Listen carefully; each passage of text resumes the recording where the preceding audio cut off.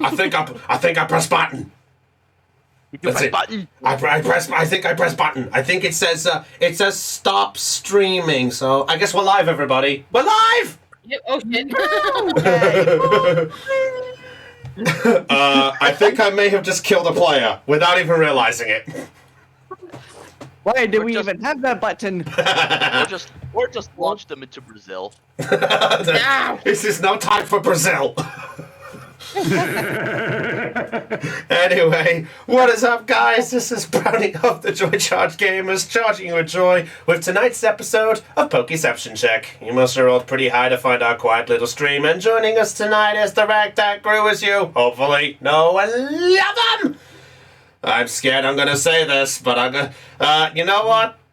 Theon, I'm just gonna ask, do you have something prepared or not? Yes. Okay, in that case, I know what would... Okay, better response. Is it more than 1 minute? No. Good. All right. We're joined by... More than 2 minutes. Okay, thank you for the bits, by the way, everyone. Hey, also hit us up with the deluxe charge. Deluxe charges everywhere. Anyway, we're joined by Aeon. Hello. Caitlin. Hey guys. Heidi. Heidi. Heidi. Hello. Heidi! Oh. There she Oh.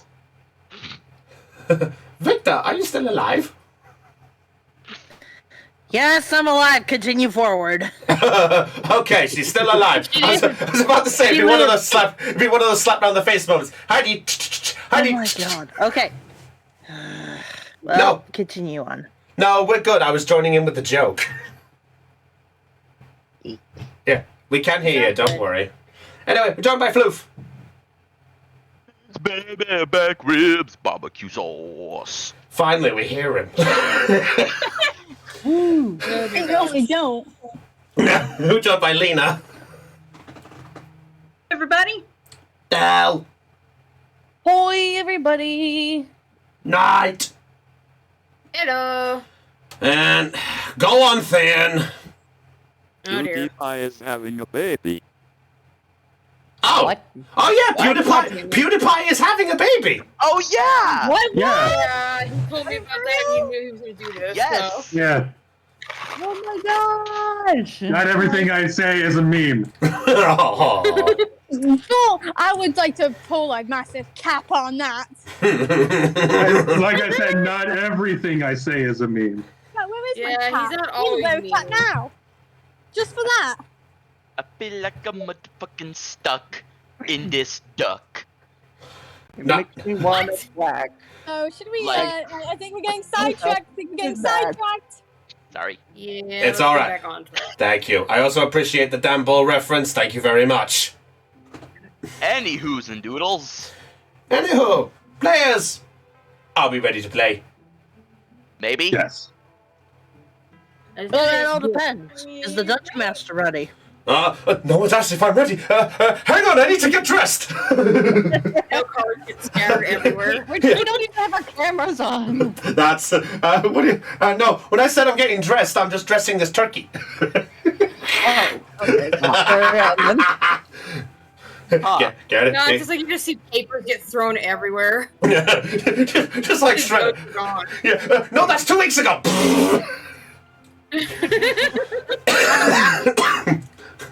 Yes, Heidi, I am ready. Anyway, let's get on with this because our favorite little music is playing, and I swear one of these days I will. Who knows? Maybe when one of the campaigns fully ends, I may decide to change things to a mystery dungeon one. That might be quite fun. That would be fun.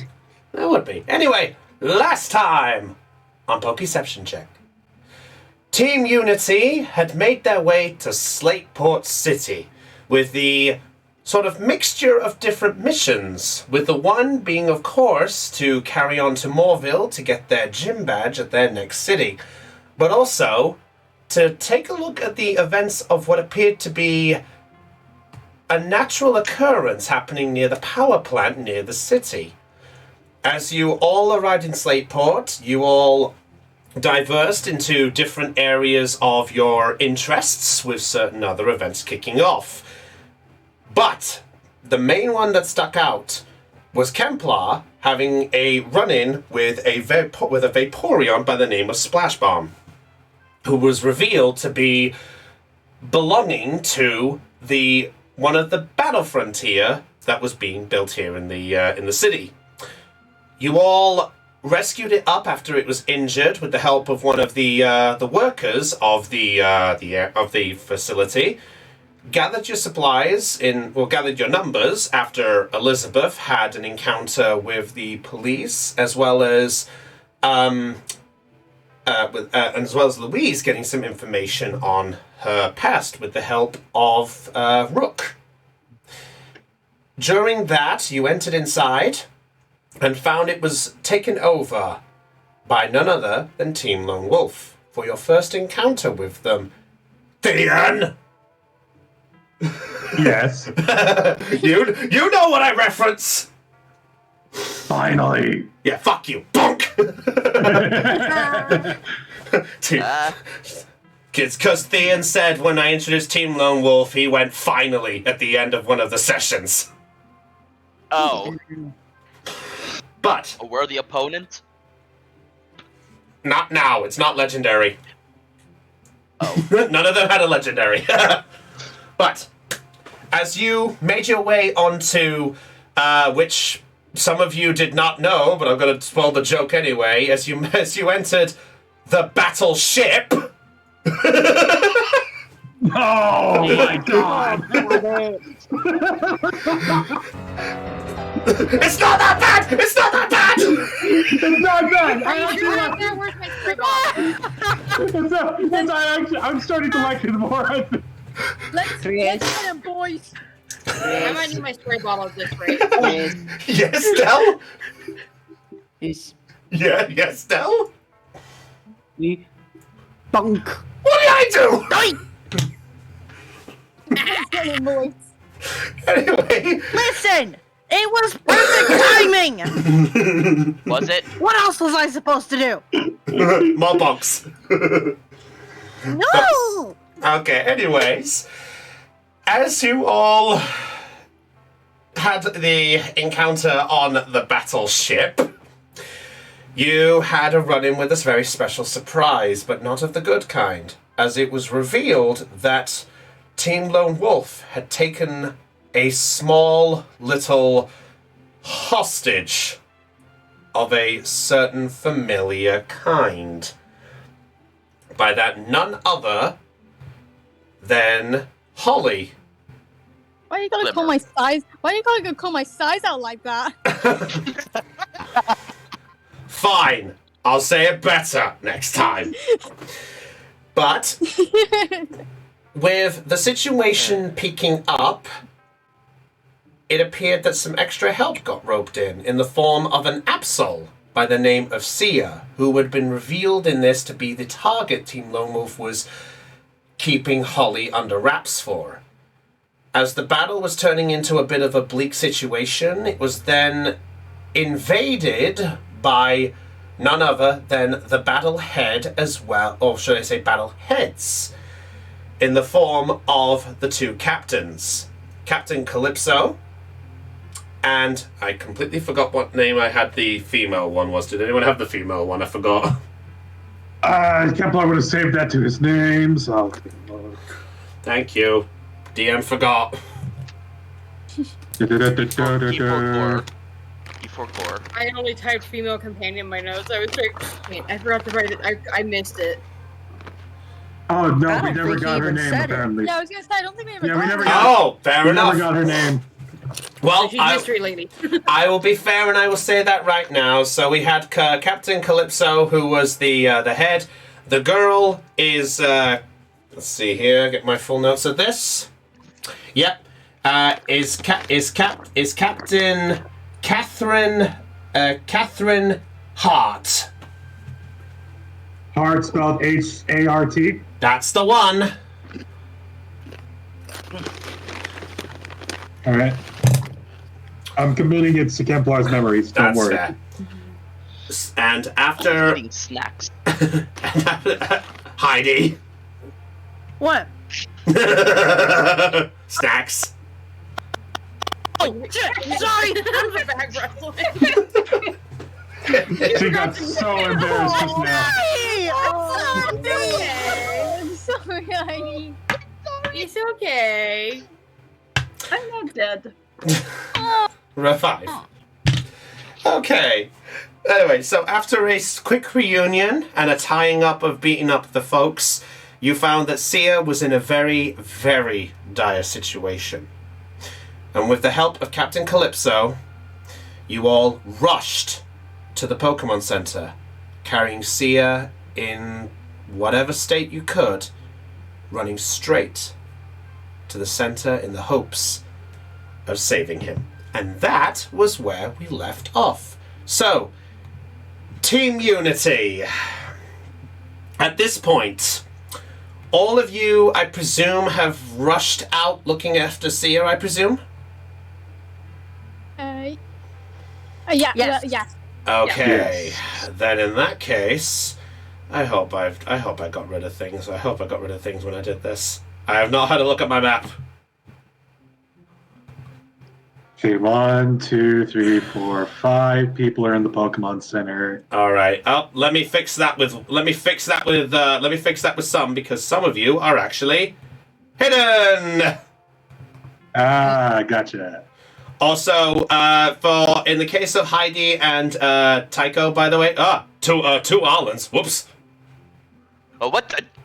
He has a twin! Deleting. He no longer has a twin! Oh, and Tycho's using the old sprite art. Yeah. Yeah. That's from the Yeah, That's that's got from- my old sprite too. Yeah. This is. Hang on. I apologize. You'll have to drag out your new tokens to bring up the up-to-date ones. I apologize. I didn't up-to-date this when I did. Oh, here we go. I did the thing. Yeah, Holly, you are on the Yeah. over there, because I had you over there before. No worries. I has fish. Fish. You have fish? Oh, we can have seafood. Oh no. How about no? Okay. Anyway, so I had to do it. that's all right. So rushing in with Sia. Let me see. I realized I have missed my token. 1 minute here. What is Your your aim getting better? Can someone just punch Floof? No. Okay, Theme, where's the theme, pan? Theme, I got it. Hold on. Oh, you got it. Okay, you beat me to it. Thank Let me you. prepare mine at least, just in case. Thank you, Thean. You're welcome. All right. I believe. All right. Yeah. Oh, I almost forgot one other thing. We need one more part. There we go. So, bringing. So the familiar captain fellow, a sailor fellow who was helping you with bringing in Sia, brings them in, and in a moment of such, rushes straight to the counter, and without even a moment's notice, just instantly puts Sia on the counter, explains the situation, and Sia is being looked into. So at this point, Team Unity, I will move Sia up here. I realize I need to fix this map at some point. I'll do that later. So, Team Unity. At this point, as you have rushed in, Calypso then comes in behind you all. And as he does, he sort of makes his way in, and he looks over you all and just goes, I'm sure your little friend is going to be fine. Elizabeth Yeah, just Hol- kind of glances over at Holly. Holly is just sitting by the table, looking just looking down, not looking at anyone. No. Thank you, Thean. You're welcome. Yeah, I almost forgot he was named Peter. Yeah, Peter is just standing by the counter and he walks up and such, but yeah. Sorry, carry on, everyone.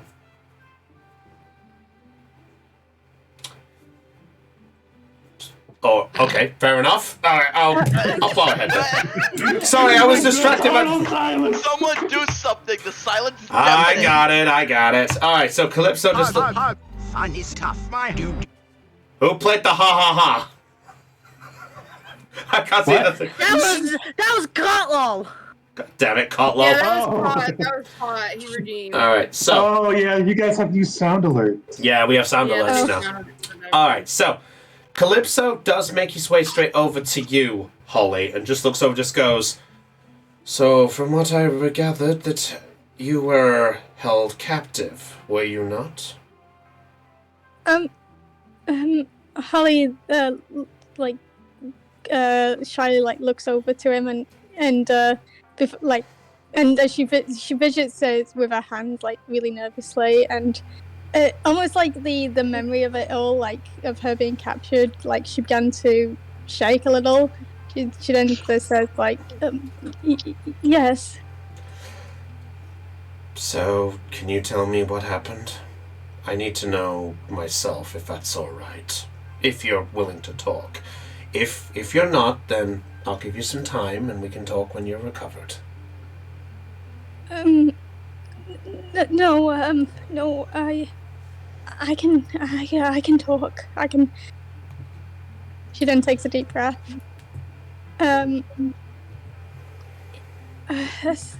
My family, we run a daycare, you see, and they asked me if I could come back to help them with a Pokemon. They didn't give me much details, only that it was really urgent, and and they said they would only phone me unless it was for proper emergencies. And well, when I got back home,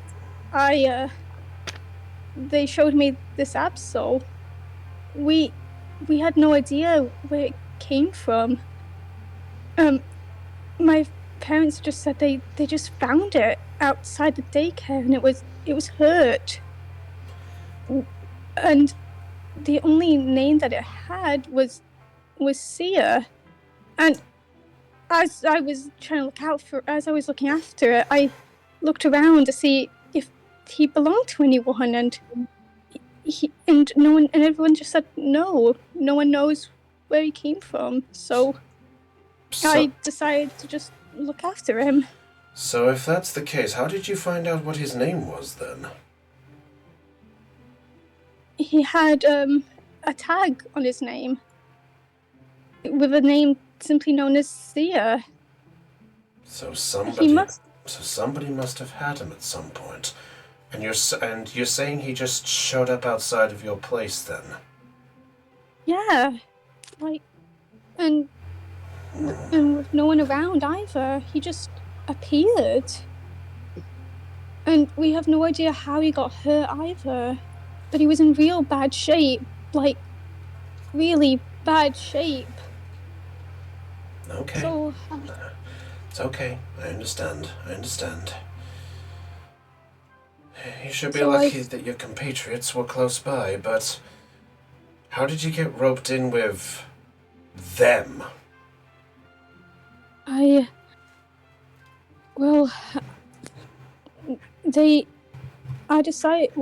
Seeing that he was an Absol, he was very rare, and I've heard there have been a group of people who were looking for rare Pokemon. So I decided to keep it a secret, and for some reason they managed to find out where Sia was hiding. I, of course, tried to make him hide, to run away. And when he did run away, they asked me where he is. So, and I didn't want to tell them. I couldn't. They were. It's okay. They were It's okay. It's teenagers. okay. He puts his hand on your shoulder just briefly. Just goes. It's all right. It's all right. I get the message. Okay. It's okay. They took me and they captured me, and they kept trying to get me to tell me to like they kept asking me where Sia was, and I wouldn't say anything. I understand. I understand. You've clearly been through a lot, and I think you need some time. But just know that I'm sure Catherine is going to deal with those folks until the police arrive. So if anything, you should be lucky that the rest of your compatriots were around at the time. Whether that be the luck of Arceus himself, or whether that just be damn luck. At the end of the day, I've learned one thing from my days on the ocean. Sometimes a storm will arrive in and guide you to places that even you don't even know what's going to happen.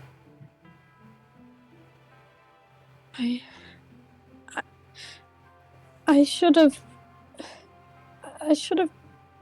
tried harder. I shouldn't have just let them capture me. I should, because if it was like, because if my friends couldn't save me, then what would happen? I put everyone in danger. I put Sia in danger. And now he's in worse shape than ever. Just because I wasn't strong enough. I don't think that's true. Hear me out. Turns to the rest of you at this point. You lot, you are friends with Holly here, correct? Mm-hmm. That's right. Yeah. Then We're part of a team. a I team. hadn't met her yet. I only recently joined this group. I see. So a mixture of strangers and friends. So tell me, you've heard Holly's little story here. Do any of you have any regrets on jumping in to save your friend, even when you didn't know she was there in the first place? Nope. No, Absolutely not, sir. Not no, a sir. No, sir. Never Not in a million years. No. Sir, I have no regrets doing what I did. I would have done it again in a heartbeat. Then I think that says it all. Young Holly, listen to me. A team is where there is some merit in the fact of that you did this to protect a Pokemon that you cherished along the time. I don't think there is any problems in what you did. At the end of the day, a strong person holds on to the very end. And you did that. Despite what you went through, being held hostage, put in that situation, and yes, even what happened to Sia. But you've heard their words. I do not think any of them are telling any lies at this point. You have some noble friends who are willing to give probably the shirts off their own back if they could. Am I wrong? Sir, you're not wrong at all. I did that once before. Can it confirm he did? Oh dear. But I am willing to do some fairly stupid things if it means my team is safe. He nods and just gives a sort of smile. See? You heard him. Even if it's idiotic or stupid things, they'll do things for the people they care about. So the fact that you didn't give that information to the end, you should be proud. Hey, you've made me proud. And I've only just met you. And it proves she has a very strong will about her. Well, thank you guys. I honestly can't thank you enough that you came. Well, that try you came anyway. He's just trying to lighten the mood a bit.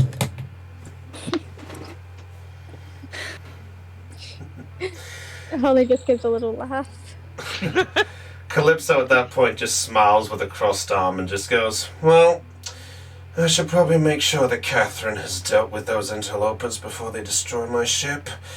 But in any case, it may not be much from me. Oh, sorry. I was just wondering, because I don't really know what happened,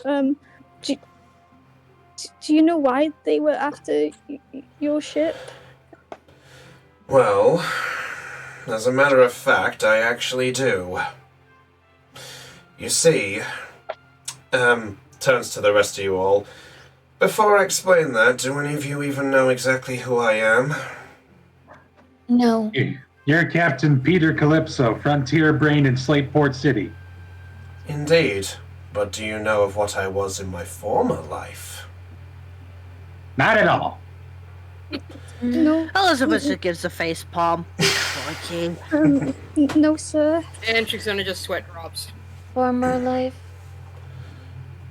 To be specific, what I was before I was inducted as a Battle Frontier. Yes, my name is Peter Calypso, but I went by another name in the past. I went by Captain Silverscale. I was a former submarine expert who worked under Team Aqua. But with a change of heart, I realized that where things were going were wrong. I got roped into a situation where I was told to search for some mini treasures and things to fund Team Aqua's funding to the incident with Kyogre. But the moment we realized what was up, we tried to stand back. We tried to do what we could. So I know what it's like when you realize something's wrong and you do what you can to fight back. And I also know that it's wrong in places to just stand by and do nothing. That's why, seeing all of you fight when you did, we couldn't help but stand in. You see, before Team Lone Wolf showed up, we had actually just returned back from an excavation of something. We had sightings of, I think it was known as Deep Blue was passing around. Yes, Deep Blue. Oh, we might. Well, Holly needs a bit of catching up, but we have met Deep Blue. I see. Well, when Deep Blue was passing by the area, we obviously were told to check it out, just to make sure that Slateport wasn't going to be in any danger. At the time, we disappeared off, and by the time we returned, Lone Wolf had already made their mark on things. Apparently they caught wind of one of the treasures we once got, and they were looking for it. What treasure might that be? He looks around all of you and stuff like that. Tycho, make a charm check for me, please. Okay. Mm-hmm. Okay. And there it is. Wow. 6. Wow. Yeah. Wait. Do one of us have what was that one feature where we can, like, if Let me help you with that. Oh wait, what? It was let me help you with that. Was it somebody has to have novice rank, charm, or higher, and use that and be willing to use that skill. Oh, Holly does? Oh, wait, what's that? Oh, that's spy training. No, that's not it. Yeah, it's... I'm trying to think. Let me help you with that. What's your charm? Novice? Or... Better response. How many dice do you roll for charm, Caitlin? Oh, Yeah. wait, oh, shit, wait, I thought, Yeah, you declared it, so if you want to use it, you can use it. Otherwise, I'll take the 6 as the value. No, but actually, she can't. okay, She can. Wait. Oh, she can. Yeah, she is able to use let me help you with that with charm. Yeah, So, can I What's just your roll rank? charm? No, so you have to declare it, but then Floof re-rolls and then adds a bonus based on your rank of charm, providing you have the ability. Yeah. So, Caitlin, would you like to? Yes. Okay. Just declare the just do the roll dice thing to declare you using the ability, if you would, please. I'm gonna. Wait, let me does help she? you with that. Oh, wait. She has it in frickin' the Excel sheet. Did we not update her character sheet? No, she doesn't have it in Roll20, but that's fine. That's fine. We can do that. Her charm is 3d6. So Floof, roll again, and we add 3 to it. Okay. Please. Are you freaking kidding me? Well, yeah. Okay, so I went from a 6 to an 8. Okay, and you know what? That'll be 11. That'll be 11. You know what? Hang on. Oh. No. No, that is it. That is it. Yeah, the +3's been added. He actually rolled lower, but the +3 gave him more. Yeah. Wait, hang on. Oh, skill monkey. It's no use. Oh, did you write down? Yeah. All right. Go ahead. I'll allow it, but this is the last bonus I'll give, so you have to do this now. Wait, would it just be a +2 modifier, or would the? Yeah. This time. Yeah, +2 because you're re-rolling the one that Caitlin helped you with, so it's your own one. So roll again, +2. There we go. There you go. There you go. Okay. 2 nat 1s and a nat 6. Yo, Okay. I would have laughed so hard if he got 8 again. Or if he just got even lower. Or it's a 7. That re-roll actually did it because ironically enough the nat 1s would have fucked this all over. So the fact you re-rolled and got it, that's even better. God. So he looks at you. So he looks at you all and sort of just gives a sort of shrug and just like, well, you're already roped in this far.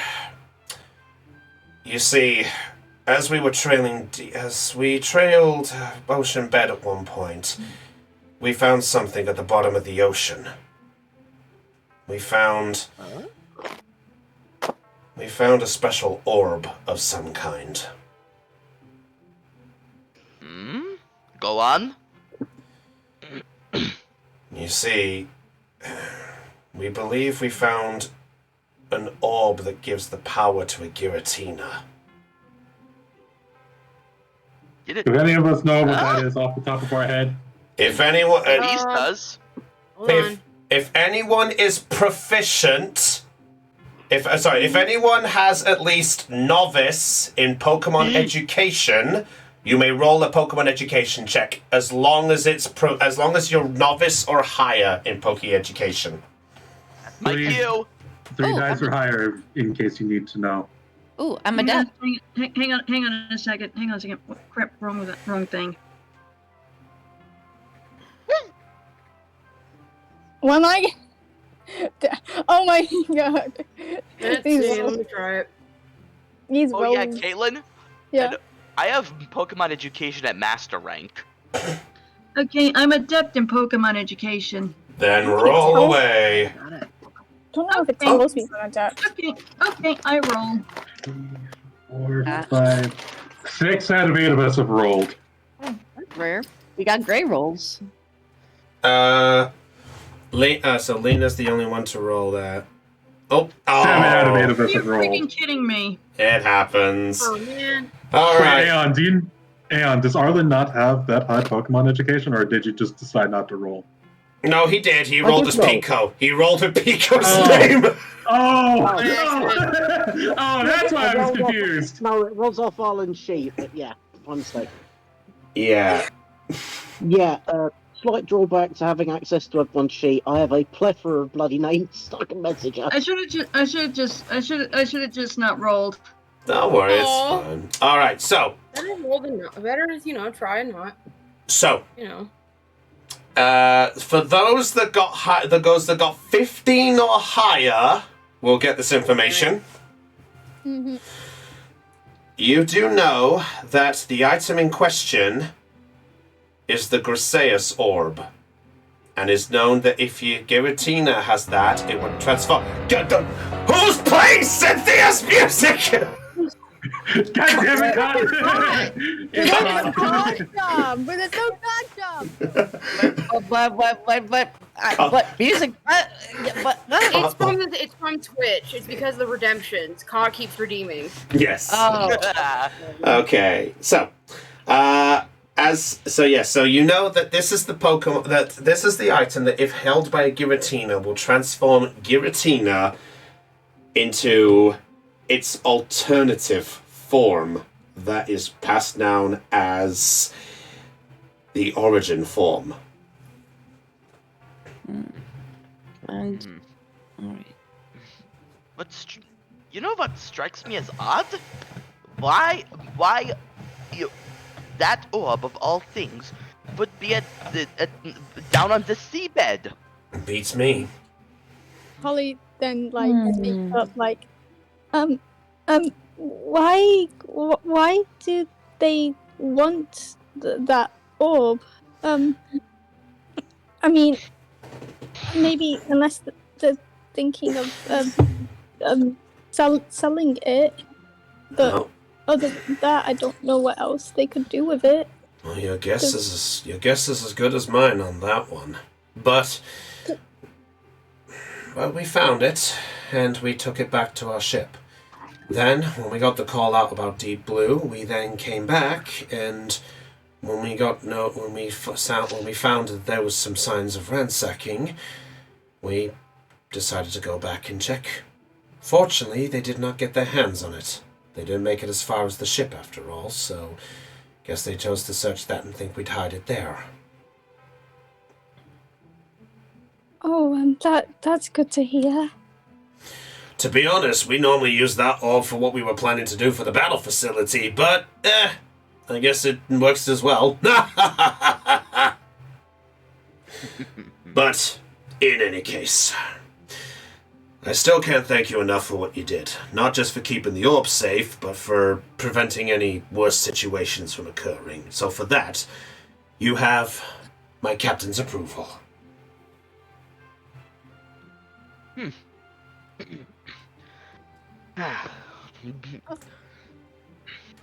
But, I'm just glad everything is okay now. Hey, it's perfectly fine. Well, if any case, I should probably get back to Catherine and make sure that, they haven't all been, they haven't been hung over the side, at least. Elizabeth snickers, knowing she already tossed one over. But, if anything else, can I just ask? You mentioned your team name, wasn't it? Team Unity? Unity. Yes. That's right. This is a little unorthodox, but allow me to offer you an invitation. An invitation to what? A party? Not particularly. How about an invitation to board the ship? Wait, what? Will it be safe this time? It will be. Allow me to explain. Our facility is still up and running. Our facility is still in the works of being fixed up. But I would like to offer an invitation to you all that when it is ready, that you can be one of the first people to, in some way, I guess you could say test it, but also try it, if you catch my wind. You want to invite us to your battle facility once it's ready to go. That is indeed what I am asking. Is that why it's called a battleship? Yeah, it is the battleship. But I just... guess it was. I see what she did there. I just give Tycho a look. To be honest, we already had battleship in our head beforehand. Well, I mean, to be honest, it was my idea, so it's nice I got one over Catherine for a change. You could say it'll be a hit. Yeah, it was better than a miss. he looks at you. He looks at you, Elizabeth, with a smirk, like I see what you did there. And then I just give him a thumbs up. Where she's at. Yeah. Elizabeth, just hope the captain here doesn't steer us wrong. You were the one that started the pan war. I just got my 2 cents in, that's all. Nothing wrong with it, but dear God, stop. Dear Arceus, stop. What? Elizabeth just didn't want to let the ship sink.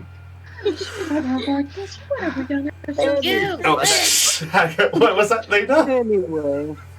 As Mama goes, okay, here's what I said. Sweet mother of Arceus, what if we got something? I look over Momoko and I'm like, that's what I'm wondering. Yeah. Louise is out of here. Goodbye. Yeah. At this point, Calypso just sort of. But in any case, yes, I am offering an invitation to give our facility a small little try when it's up and running, providing you are up for that. And just know that our facility won't be classed as an actual battle facility, like with an actual one of the medals yet, but just know that we have been given the permission that if those want to try it at the easier levels when it's set, that there will be some prizes and some rewards if you catch the drift. After all, a ship does sail for treasure. At this, Mochi's ears peaked up and it began to, especially the nurture of Trish was like, Pikachu! Ah, a fighter! Well, in that case, it seems we will most graciously accept your invitation, Captain, sir. I'm game. Yeah. Can't be in. All right. Just give us a call whenever you're ready. Well, if everyone else is going, I guess it can't hurt too much. Well, if it makes you feel better, I promise we make sure in this facility that no Pokemon would ever resort to the fate of injuries or even further beyond. So just know you'll be safe in this facility. Oh, I completely. Thank you so much, Sir, Captain, Calypso. Calypso.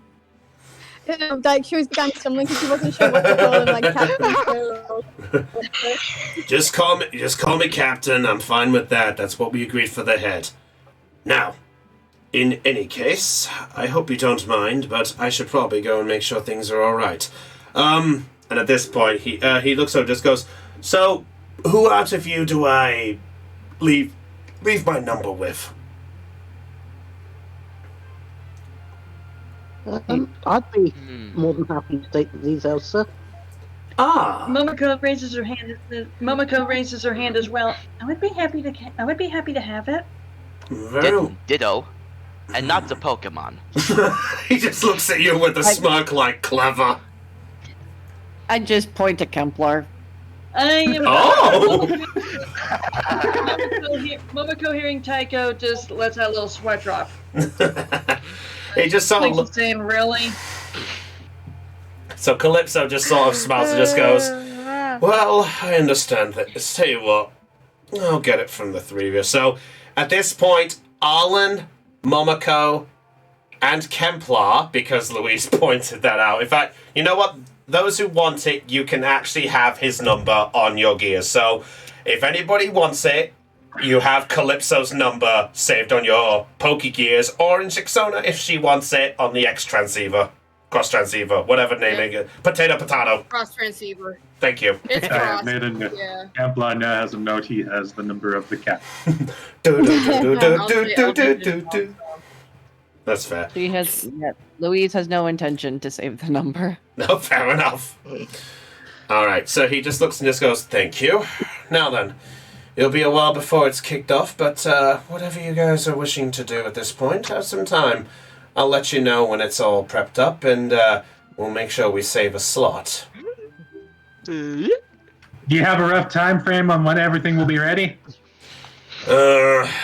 I guess it depends what we can do to fix things up. I mean, they ransacked a couple of things, so I'd say give or take that, and when the official thing kicks in, I'd say... Well, if we, maybe we could try and help fix things up, make things go faster, if you like. That's very kind of you, but I don't want to stop you from what you guys need to do. Besides, if you're going to come and challenge the facility, you guys are going to need to train up. After all, you guys saw what me and Catherine are using, so it kind of would spoil the surprise. If we stuck with that, then that would keep things from, being fun. Exactly. The surprise of battle is always fun. I've learned that every storm is fun or dangerous. You just need to understand what you're going into. It's not like you can predict the weather every time, is it? Yeah. Well, I would bet a Dragonair can. Well, that's... Talika, please, just let him have this. Right. At this point, he just looks and just goes, "Alright, I understand." But the point being is, while I appreciate your honest help, it's my facility, and I need to make sure it's all, excuse the pun, ship shape. But I do appreciate it nonetheless. In any case, I think you have to keep more pressing eyes on something else. And he turns and looks at the front counter where Sia is currently just being examined before being carted into the back. Holly then, seeing this, she quickly runs over to the counter. Fair enough. As Holly rushes, Calypso will look at you all and just goes, "She's holding on some strength. Take good care of her, okay?" We will. Will do. Good. She's in safe hands. Aye, aye, Captain. Captain, she's in safe hands with us. That's good. I just look away. With that, he just sort of just smirks and just walks out the building, goes toward the exit, just goes, "Well, I'll call you when the ship is ready to sail. But, I'll at least give you one heads up concerning you saved my ship. I suggest you realize which one of you work together as a crew. Consider that my friendly heads up." Taking on as a team. Got it. Thank you, Captain. Team? That's one word for it. And he walks out of the door, just waving his hand as he does. Well then. Smooth sailing! Campfire waves back. As at this point, the sailor is actually going to rush past us. Just goes, "Wait up, Captain! Wait for me!" Wait. It reminds me, Peter kind of reminds me of, that first mate from Captain Hook from Peter Pan. Sweet! Wait for me, Captain! I always thought it was Shmee, but me. It's the accent. Mr. Smee! Sorry, Captain, I was caught in the absol. Back to the cat. So when does the crocodile come up from the desert and just go, "Smee"? No, Crocodile in the desert. It's a crocodile. Yeah, I just saying it's a crocodile in the desert going after. Oh wait, we missed an obvious one for the water, for alligator. Yeah. There we go. No. In the water for alligator, in the desert it's crocodile. And in the shadows it's skeleton. Yeah. Yeah. And now I just imagine the rewrite version. Never tire of for alligator. Another sand shark. Another should be a Garchomp. Oh god. Can you see the fin coming out of the water, out of the sand? Oh, shit. I mean, that's one worry, but that's not my main worry. But anyway, Holly, as you rush to the counter, you see that the Nurse Joy has begun to put Sia I apologize because this is the Pokemon Center. I had it ready to go. Sia is carted into the back, and she looks and just goes, "Hello, I'll be with you in just a moment." Oh, okay.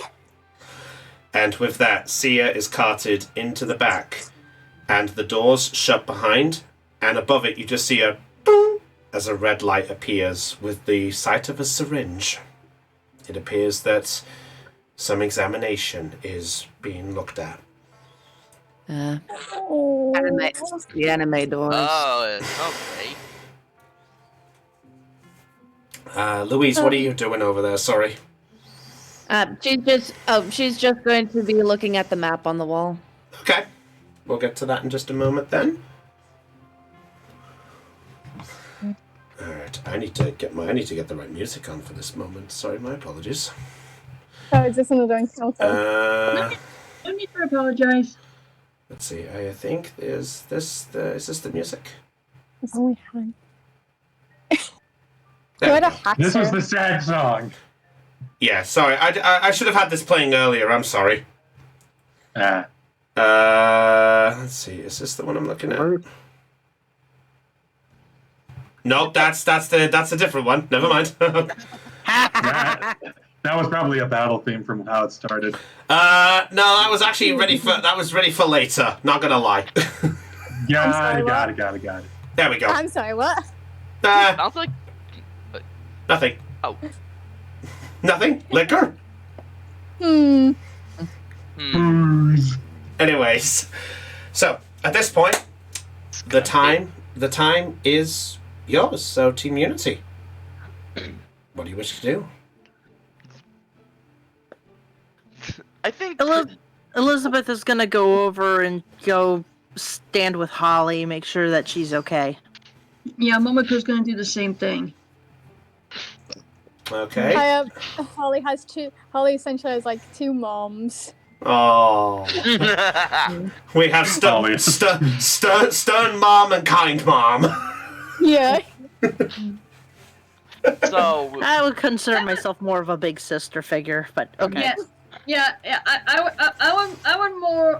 would more see Momoko as the big sister rather than the mother. That's fair. All right, Tycho, what are you doing?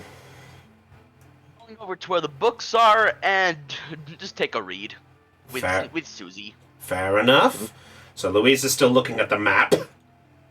Yeah, she's gonna be looking at the map, but kind of glances back at Holly. Then she gestures to Pumpkin to go over to her. Pumpkin will look and give a small nod and just gently float over. Aww. All right. Don't scare Holly. All right. No, Pumpkin doesn't do that. Pumpkin doesn't do that. Oh. It's Puppet that you gotta worry about. Yeah, it's Puppet. Pup is the one that likes to sneak up behind you and scare you. That's fair. Yeah, All right. Puppet has a little too much full time. All right, Kemplar, Arlen, Shixona, what are you three doing? Arlen would actually like to take the opportunity to introduce Shixona to Holly. Oh, right, yes, of course. Yeah, there's not been a good chance for a proper introduction.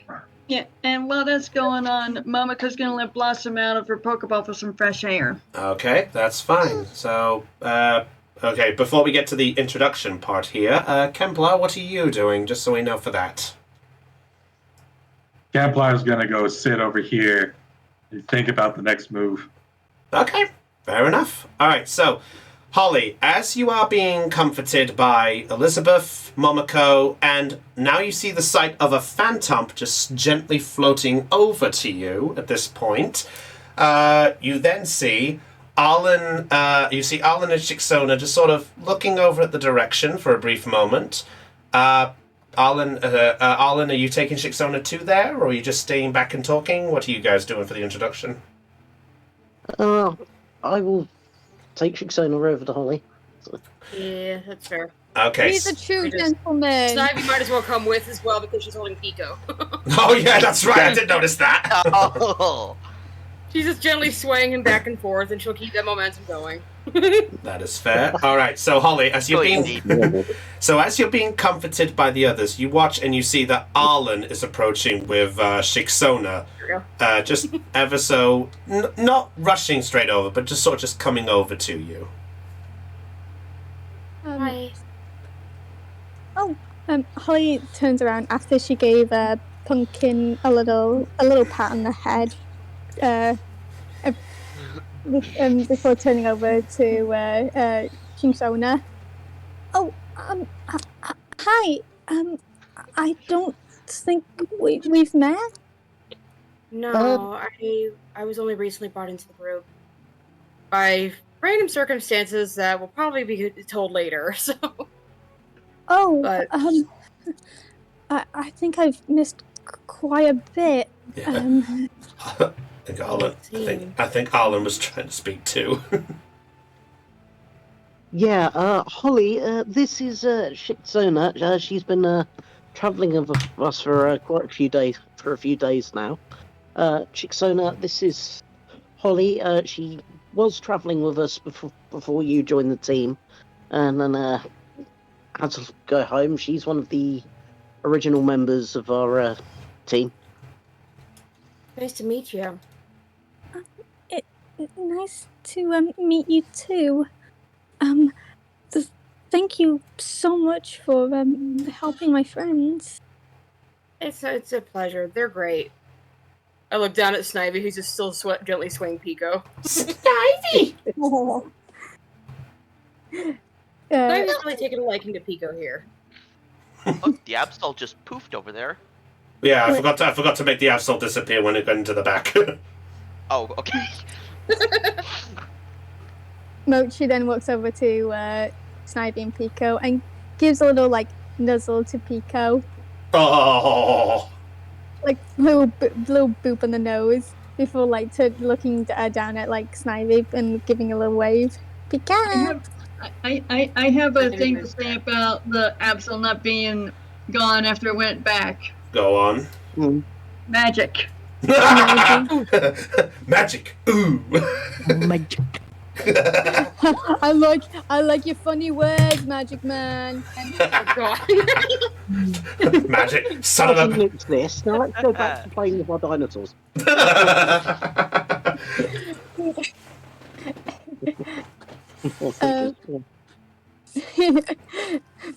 So yeah, Holly then goes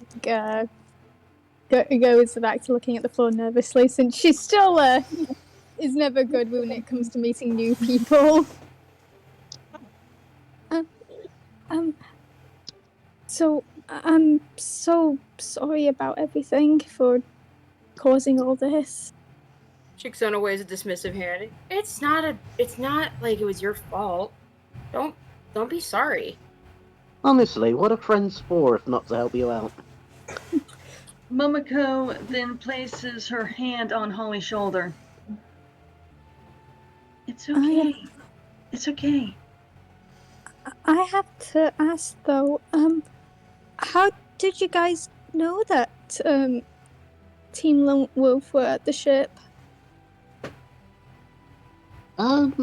Actually, we didn't. Huh?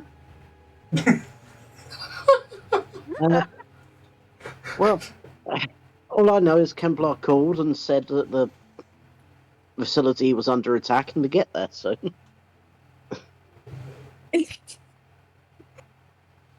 Oh god, I didn't... Okay. We'll stay in fucking character. Damn it. Stay in fucking character, damn it! I sound so giggling. Okay. So, I don't know how long Sia will be in the Pokemon Center, but is it okay if we could stay until he's fully recovered? I know that we had the journey and everything. I don't want to. I don't want to push Sia, especially if he's really injured. I don't see where that We can. Yeah, I was gonna say, we can stay for as long as we have to, but we do need to get a move on, so... What do you guys think? I think waiting would be best to make sure Sierra's okay. Well, when the nurse comes back, we could always just ask how long she thinks his treatment was going to take. Very good It's a point. good idea. I still, during all this, it makes me wonder, why. I know, the captain said that Team Lone Wolf were looking for the, that orb, but it makes me wonder why.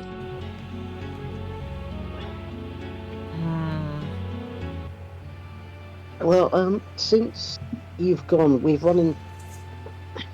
There seems to be a few Pokemon who seem to have taken on traits of their legendary Pokemon. Wait, what? Because, well, we run into a Deep Blue, what's it called? Wailord that seemed to be slowly taking on traits of Kyogre. We found out that Team Rocket has seemed to have done something that created another couple of Pokemon taking on legendary traits as well. There's the Grisis Orb. There's your Abs. And maybe they were after your Absol for the same reason. Wait, Team Rocket are also in this, and now there's legendary. Now there's Pokemon that are similar to legendaries. How much have I missed? Well, it seems lot. more like they're doing DNA splicing. If I could weigh in, we had encountered a Deep Blue all the way at Duford Beach, and well, we got his softer side after going with him to Kyogre Sanctuary of all places, is to see if we can get a tablet of significant power back to him.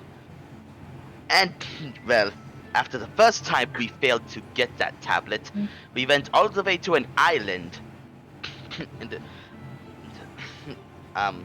And that's where we actually got the tablet.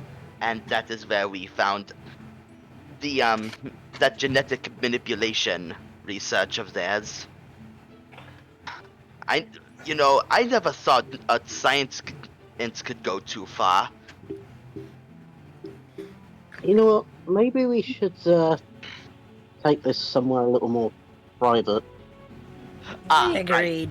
And I start glaring at Tycho. Holly then begins to shake nervously, I swear I was only gone for less than a week. How? Hey. And Elizabeth just gently puts her arm around Holly. Shh. It's okay. It's alright. It's okay, honey. It's all right. You're fine. It's okay. Yeah. Tell you what, let's grab a room, and while we're waiting for news on Sia, we can fill you in on the whole thing. Yeah, I think that's a better idea. That's a good idea, Orlin. Everybody up here? Yeah, so is everyone going for this? Just so I know, are you telling this to Kemplar and Shixona? Also, I appreciate the pinging, by the way! For noticing whatever these fucking dots are! Yes? Carry on! I'm pretty sure Blue put those there by accident at one point, and he never got rid of them, so I'm just pointing them out so they die. So they die. Alright, yes, so I'll leave it to you. Do you tell Louise and Kemplar, or...? Well, we do want to get the full story, so yeah, Arlen will tell them what the plan is, and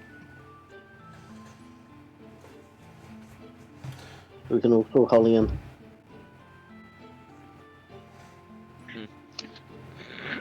Alright. God, you leave for 3 days and already like there's some like legendary shit going on. Like you leave for 3 days. Alright. So Really important shit, basically. I know how to get Jolly caught up! Oh my god! Are you okay? Yes, I'm okay. I'm okay. Okay. I'm okay. So You sure about that? okay, so is Kemplar and Louise joining the others upstairs, or what are they doing? I'm still checking out the map. Okay, so let's get Louise out the way quickly. So Louise, what exactly are you looking at the map for? I'm just kind of examining the map, trying to figure out where we are and what the nearest towns are. All right. In which case the DM is gonna do the honorable thing. Load up the fucking map. Oh my god, a map. Yes. Map. It's the map. It's the map. It's the map. It's the Ready to map. go So- back. I was my fears were valid. Yep. Damn So it. currently, you guys are here, where my ping is. Thank you. Okay. So Oh, that's wow, where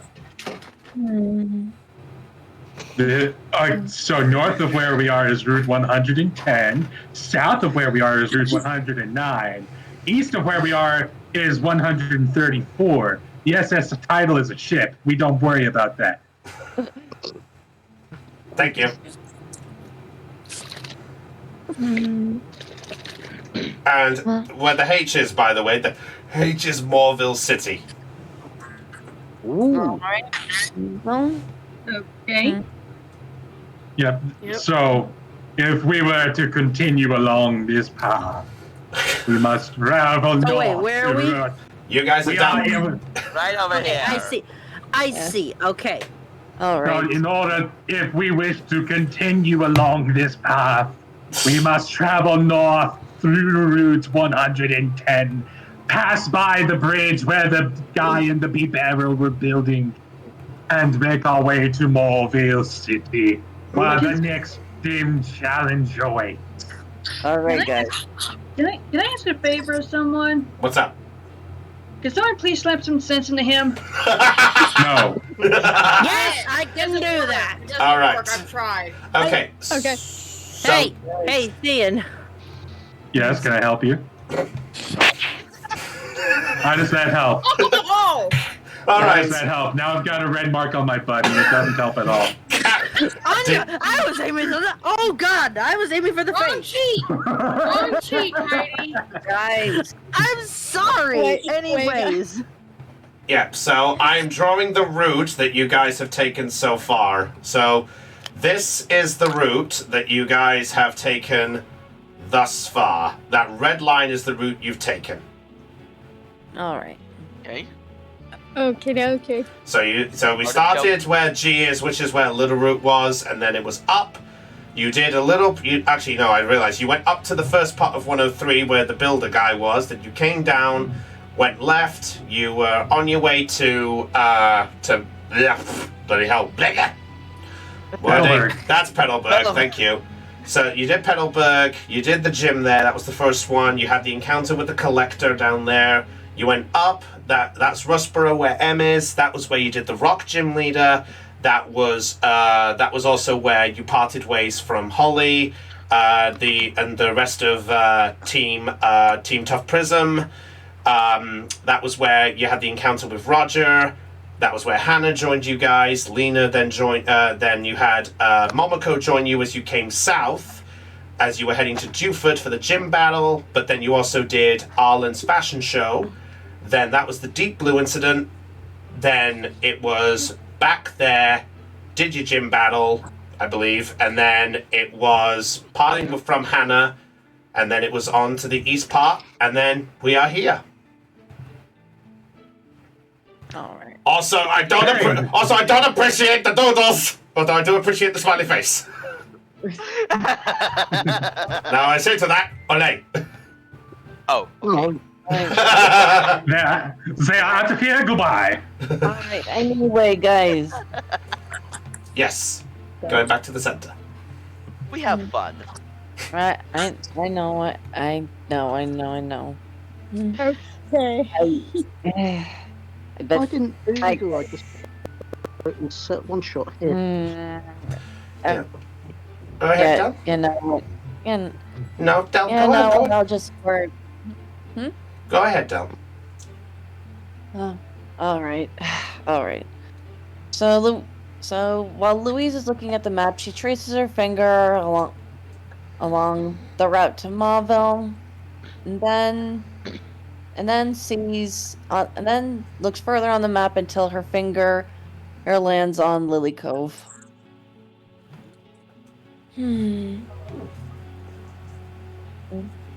So, so that's where it is.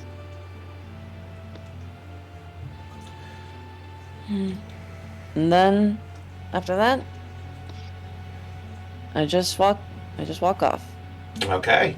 So you watch as you see the others are beginning to make their way towards the upstairs. Kemplar, what are you doing? Templar, now understanding the situation because Arlen was telling us this, Yep. is going to go upstairs with the rest of them. All right. Then in that case, I get to show my surprise now. I was gonna say, Tycho's just gonna go back over here and continue reading. All right. So Tycho's going to stay down. All right. Then in that case, surprise. There is We have rooms! Yeah. There's something that I've noticed on Roll20 on my end. I'm missing the picture of Blossom, even though I can bring the token out. Right. Okay. Yeah. The display there. That was my fault when I was trying to organize things. Apparently, it deleted the image. I will put that back at some point.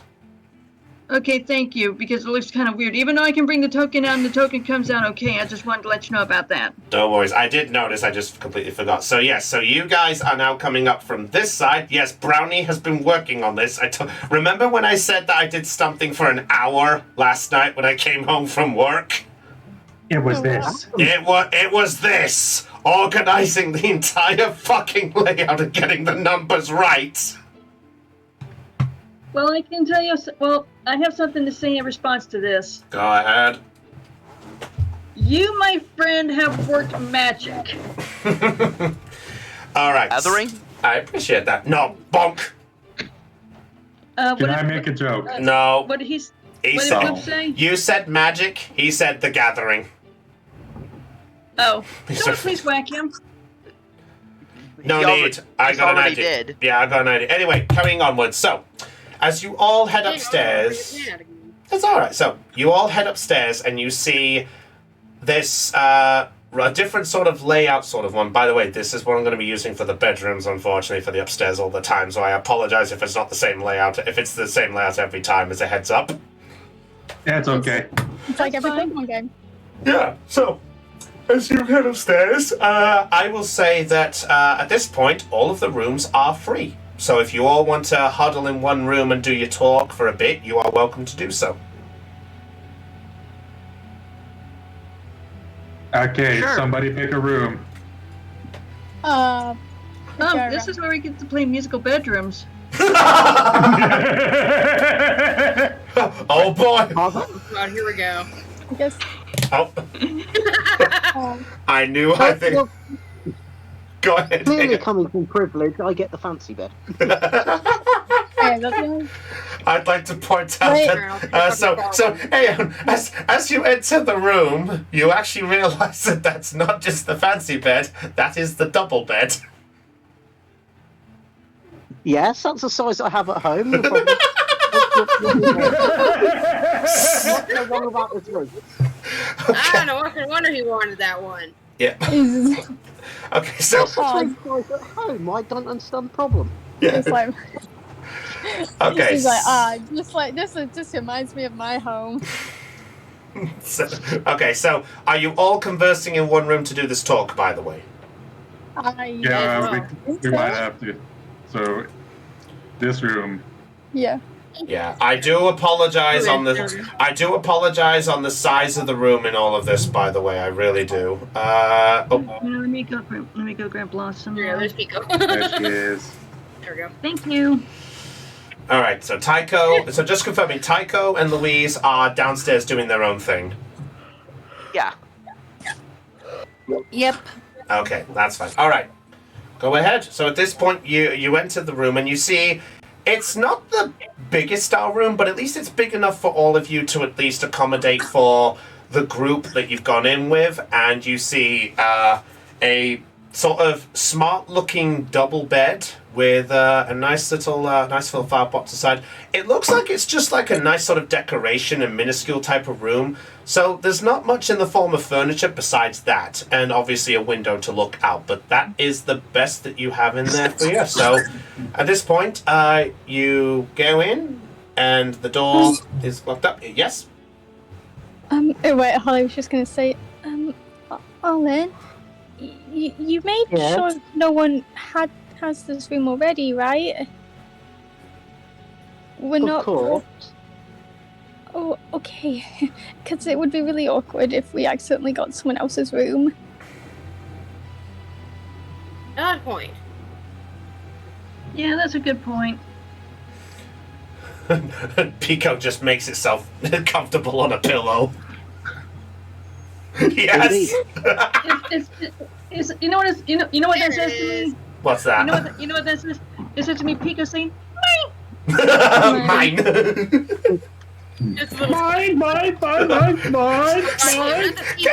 Somebody, get those Wingo out of here. Wingo. Oh my god, it'd be funny if Wingo was like the seagulls from Finding Nemo. That'd be funny. DM writes idea. Oh, fucking shit. Well, we'll be channeling them, so she will know. Okay. Oh my gosh. So go ahead. As the party on the bed is getting bigger. Oh boy, they're gonna start jumping on the bed, aren't they? Yes, apparently. They have! Hang on, Beatrice has. It's a Pico, goddamn, fucking rude. The Pokemon have conquered the bed. Maybe she's stuck without, but okay. Elizabeth is just looking at us like... Snivy is on lifeguard duty to make sure nobody actually falls off the Yeah, bed. just imagine Snipey's just That's there. actually a good idea, because she's like the mom of the group for the Pokemon. Yeah, she's got her vines out just getting ready to catch the first one that falls. Yep. Oh, dear. Except Pico will obviously be priority number one. Okay. Pico's the favorite child. Yes, he is. Wow! What? This is no secret. Okay. So carry on. So, guys, so if you don't mind me asking, what's been happening? Well, you stopped being with us after Rustboro City and the gym leader, the gym battle, right? Yes. Yeah, I've actually been keeping the record of all the stuff that's been going on ever since Rustboro. Forgot about that. No. Are we going to have a theme cap? No. I'll paraphrase some of the stuff. Okay. So, the day after you left, there was an incident where Louise and another member of Team Tough Prism couldn't leave the Pokemon Center because of a spell tag underneath the rug at the entrance. We've been at Mr. Briney's dock, and Tycho got fished up and injured Whalmer, and we met Mobico there. Oh. We brought the injured Whalmer over to Dewford Town, and in Dewford Town we got an immediate health checkup. We posed and did all sorts of stuff for Arlen's business. And then, while we were taking pictures, getting ready for a group picture, Deep Blue came out of the water and asked about where his baby was. So we brought the injured Whalmer, which was his baby. I just imagine that Holly's just there, kind of like Elizabeth is going to come over to her side and offer her some popcorn. Yes. I mean, it's almost like we're telling him a story. You know what's really funny to me? It's almost like Kemplar's summary is taking 40 freaking forever. Well, It just goes into the late part of the night as he's just telling this story, just rattling on and on and on. yeah. It took so long that It just goes till midnight, everyone's asleep by the time he's finished. No, it takes so long that we grow old and grow beards. Even the women. No, the women. For the women, it's just their hair. Okay. Yeah. So, carrying on What as is happening? it's So D&D, Floof, D&D. After we brought the Deep Blue his baby back, he asked for our help, so we all hopped into his mouth and dived under the water to Kyogre's sanctum. Oh yeah, just casually just saying that. Mouth, yes. When we got to Kyogre's sanctum, that's where we met Shixona after she climbed out of Deep Blue's mouth. Yeah, that's we- fun.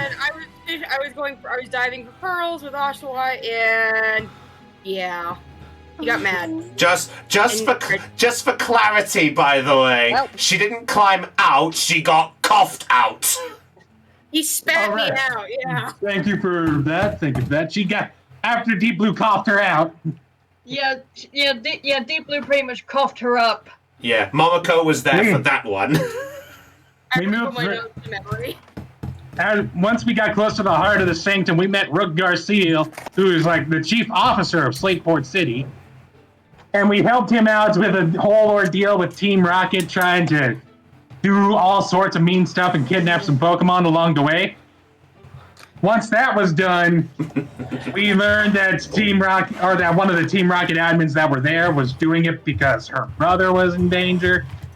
So we let them go, but they took in a very important thing, so we had to chase after them. And the DM ruled publicly. I know. Very accurate there, Aeon. Thank you. No metas.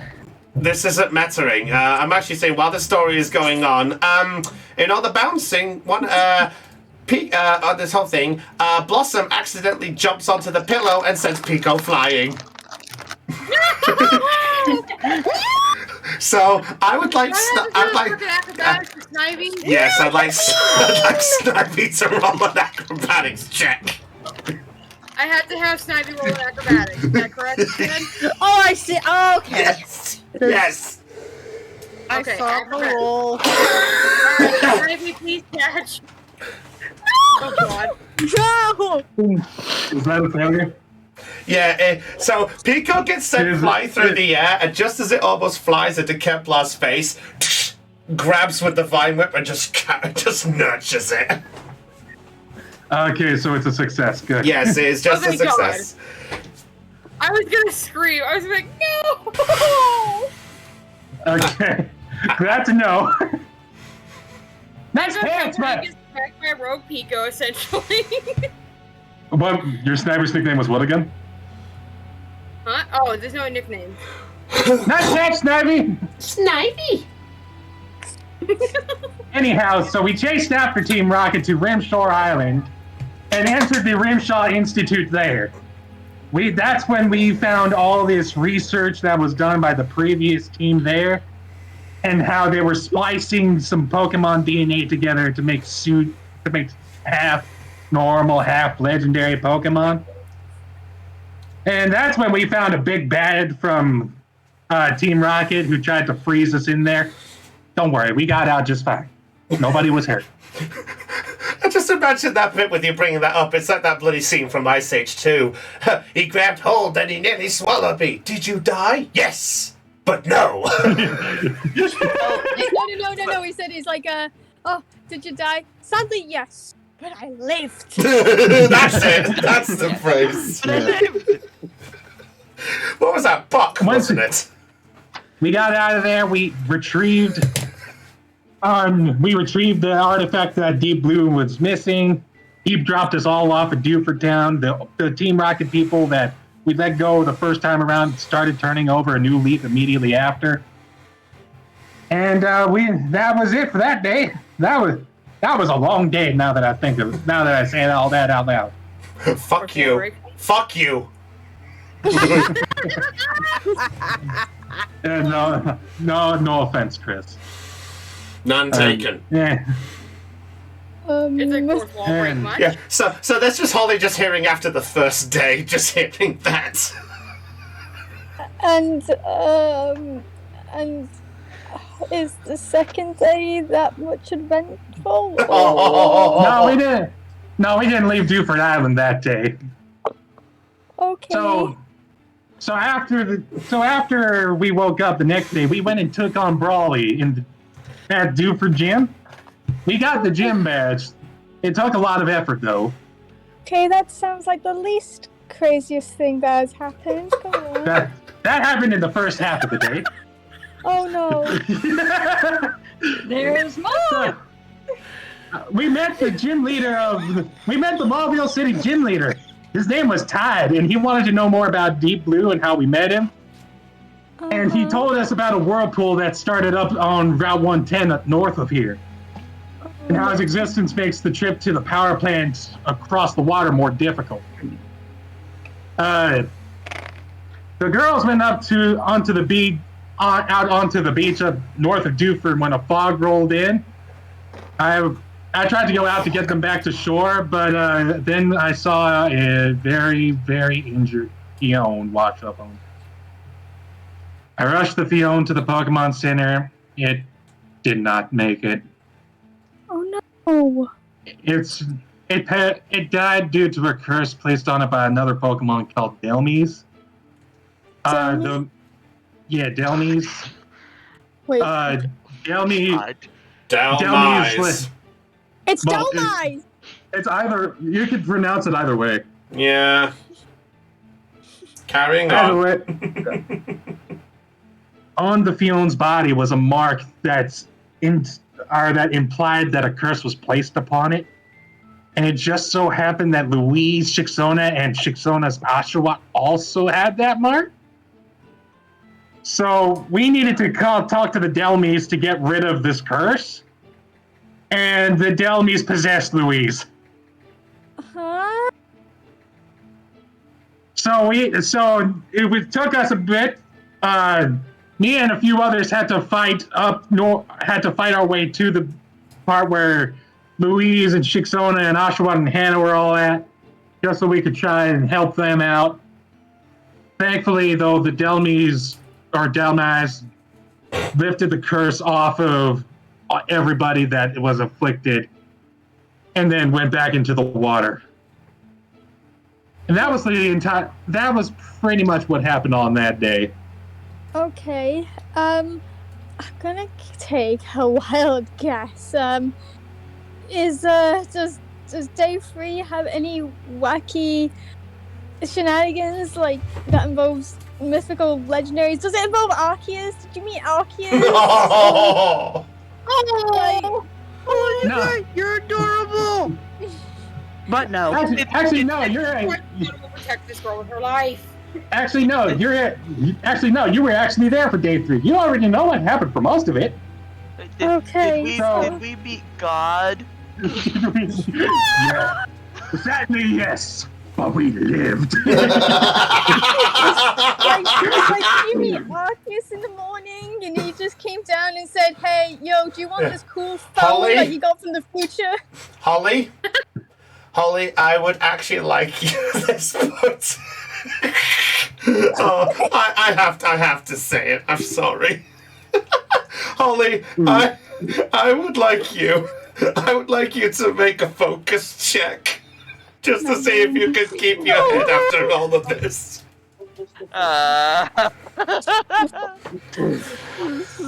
Funny. I'm just wondering. Holly is such a precious being. I'm just waiting for the roll of focus. I'm just suddenly waiting for the moment where Holly just goes, so back up a bit. You met Deep Blue and went in the mouth? Are you crazy?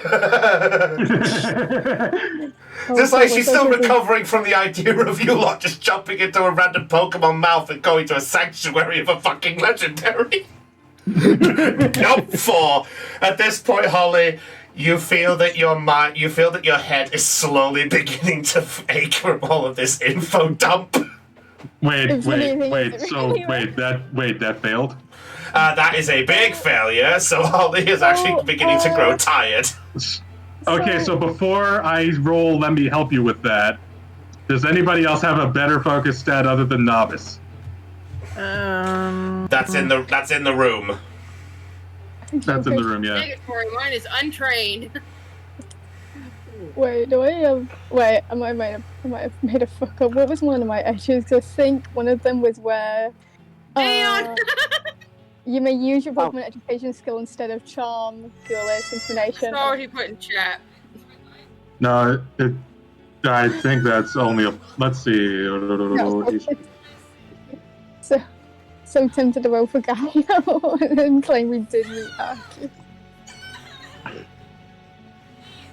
What is that noise? Oh, bloody hell, my phone's why is my phone going off? So... sorry, carry on. I'm just having a... Oh, never mind. Carry on. Okay, so you do have Skill Monkey, Caitlin, just a heads up if you want to use that instead. Oh yeah, can I do that with plus? It's +2 modifiers, isn't it? Yeah, +2. If you would like to use Skill Monkey. Yeah. Actually, wait. Oh, it's not on my journal, so. Okay. Yeah. Yeah, but So- it's on your Excel.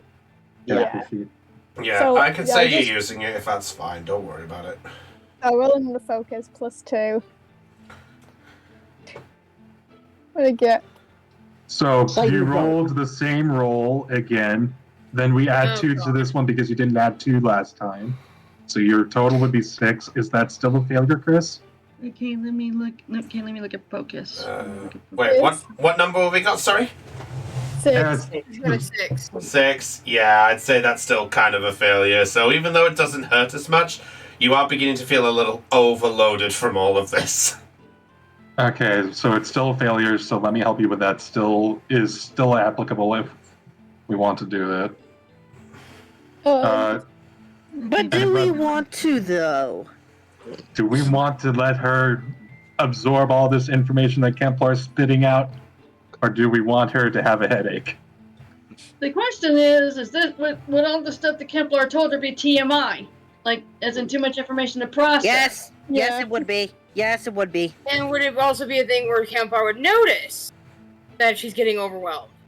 Kemplar's perception is pretty high. Fair enough. Templar's also clueless. Yeah, so he was like, that's too busy. Yeah, his intuition ain't that high. I don't think. Oh, no, never mind. It's novice. We're okay. It's like perception good, intuition bad. No, perception good, intuition decent. So, okay. Regardless. So, are we just leaving it at 6 then? It's up to you. I heard Lena said that she was checking. Yeah, I'm untrained in focus, so I'm not even gonna try. Crap, are the only people that have something in focus me and friggin' Dell? And I mean- Dell's I character isn't keep even my in the gun room. trained, so I can't. I'm sure Aeon will know that there was a character who had a pure set of focus, don't they? Yes, unfortunately, we bid him adieu when we landed.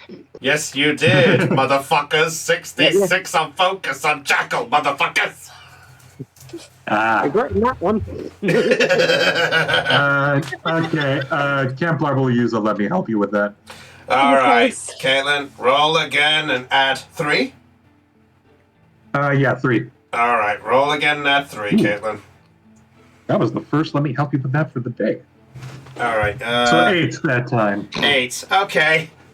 It's not as bad. You can still you can still follow it, but it's still a tiny bit much at this. It's like he's going a bit too fast, but you can at least understand it. Holly had to like goes up to the wall and just holds her head and like, oh my head. Are you alright? I think I get it. Oh, but my head. Momoko, walks over to Holly and guides her to the bed. She then asks the Pokemon to make some room on the bed for Holly. Guys, can we have some room, please? Okay, Blossom looks at you and with a quick nod just jumps straight off, but it does look over at the Joltik and just sort of gives a sweat drop. As Kelly Blossom Yeah, saying especially because sorry. Snively's giving a dirty look. Yeah, that's exactly. Kind of like Blossom saying sorry. Yeah, kind of. Oh, sorry about that. Snivy does look over at it and sort of with one of the vines after just cradling Joltik in the other, sort of holds the vine up to Blossom's face and does a... Just kind of that finger wag, you know? Yeah, Except it's a vine wag. Yeah, that's the one. Okay. And Momoko helps Holly over to the bed and sets her down on the bed. Holly's on the bed. Yeah, okay. And Momoko sits on the bed next to her. Right. Yeah, hello there, Kemplar. Yeah, sorry about that. I promise you there's only like 2 things that happened in day 3 that I'm aware of. And then you'll be completely caught up. Oh. Just a bit of an info dump, that's all it was. Okay. Oh boy. Okay, and then Momoko holds her hand up holds her hand up to Kempler. I think that's enough. I think you've overloaded the poor girl. I promise you, like, even if with her overloaded brain, she'd be able to keep track of it 100%. Because all that's I have here is that Handel left us in the middle of the night, and then we got here to Slateport. There we go. Momoko then turns to Holly. Holly, are you okay, hon? I think I just need a lie down, to be honest. Today's just been a lot. Okay. Let the bean sleep. Oh. You're not here. I'm gonna go. Yeah, like you can't be the disembodied voice in the room. I'm not even speaking as Psycho. I'm speaking as me. It doesn't matter. You're breaking the fourth wall. I'm gonna go check up on Seer for you, Holly. You get some rest. And Kemplar exits the room. Oh, what the hell up, Heidi? Okay, I'll stop. Okay, so Kemplar's going to go look for Sia. What are the rest of you lot doing? Because I guess Momoko is still looking after Holly, I'm assuming. Yeah. Now, this room, is this the room that Arlen claimed? Yes. I love that. Yes. Mochi seeing Alan like say yes, he then turns his head and just glares, sparks flying like. Okay, look. How dare you take this bed? Okay, well, then I know what Momoko's gonna do. Hang on. What's Momoko going to do, Lena? Okay, what Momoko's gonna do is she's gonna carefully lift Holly up, and we're gonna go to the next room over, and Momoko's gonna lay Holly down in one of the beds. Okay, fair enough. So Mochi, seeing this entire thing, just looks over, looks back at Arlen, and just sort of goes, Pee! And just sort of walks out the room with Holly as they go out. Okay, was Holly one of... Momoko, I can't walk. Well, the thing is that Momoko's not carrying Holly, she's guiding her to the room. Okay. Yeah, alright, so for a moment I thought I was about to say, are we about to... Such a cute little picture. That would have been so cute having Momoko carry Holly like a little precious Princess Carrie. Yes. Carrying. You're not a box. And then Momoko sets Holly down the bed that's closest to the door. Okay. Fair enough. There we go. So while they've gone out the room there, what are the rest of you 3 doing? I am actually going to go out the Poke Center and I'm going to go grab some supplies. Actually, no. I'm going to go Pokemon hunting. Oh. Oh. Oh no. Okay. All right. Shixona, what are you doing?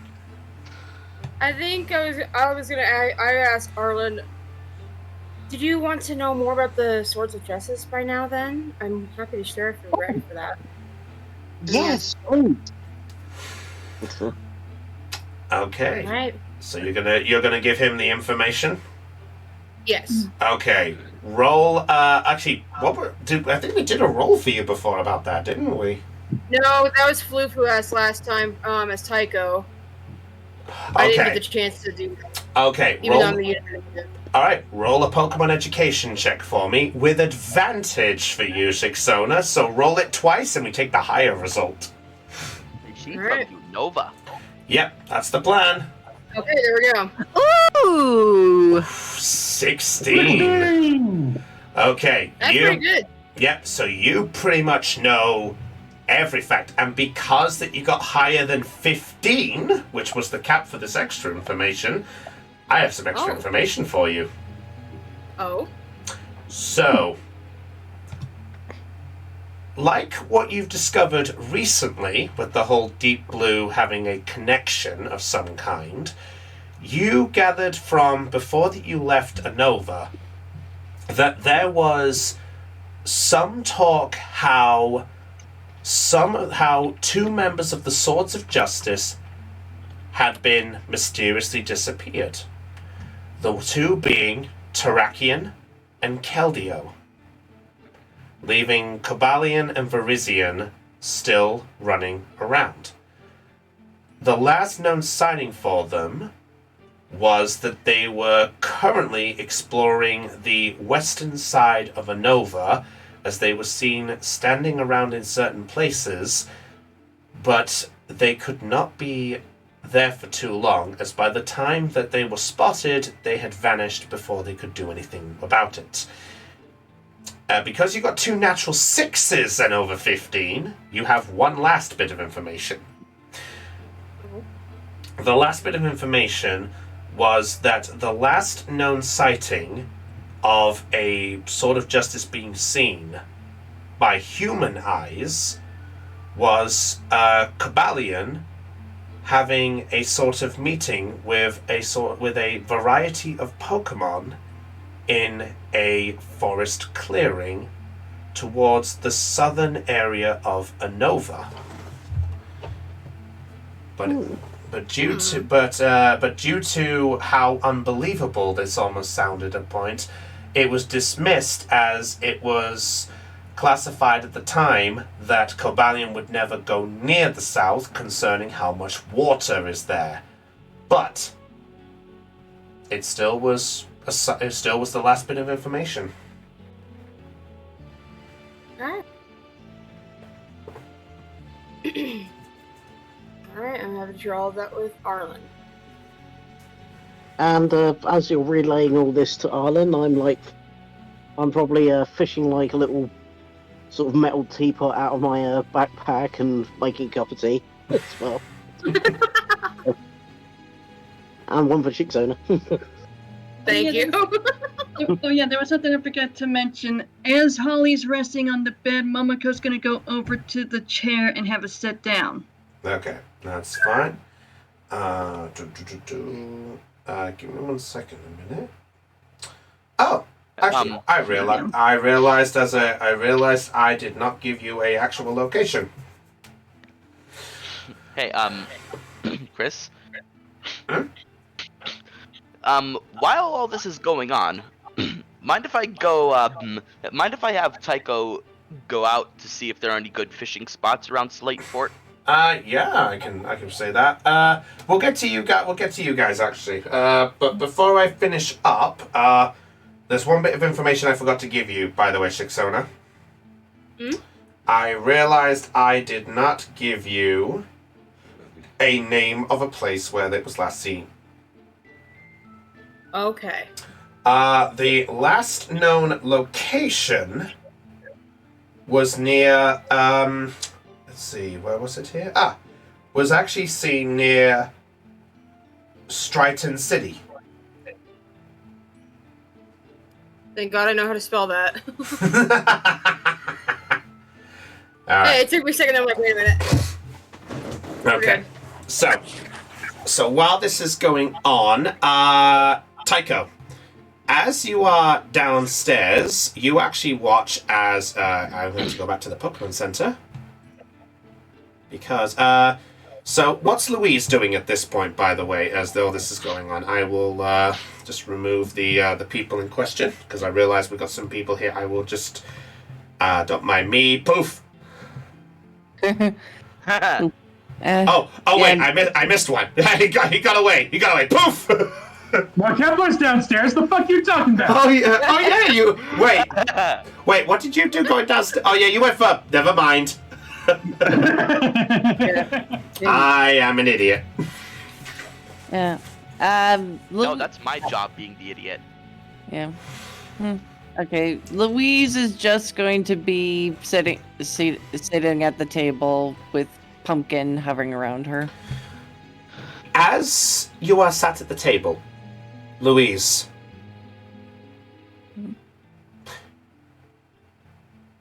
Are you... Describe for me how you're positioned. She's kind of seated, like, with her legs, over this side. Like, with her, like, kind of positioning her elbows on the table. Like, kind of positioning her elbows on the table, hands woven together, kind of in deep thought.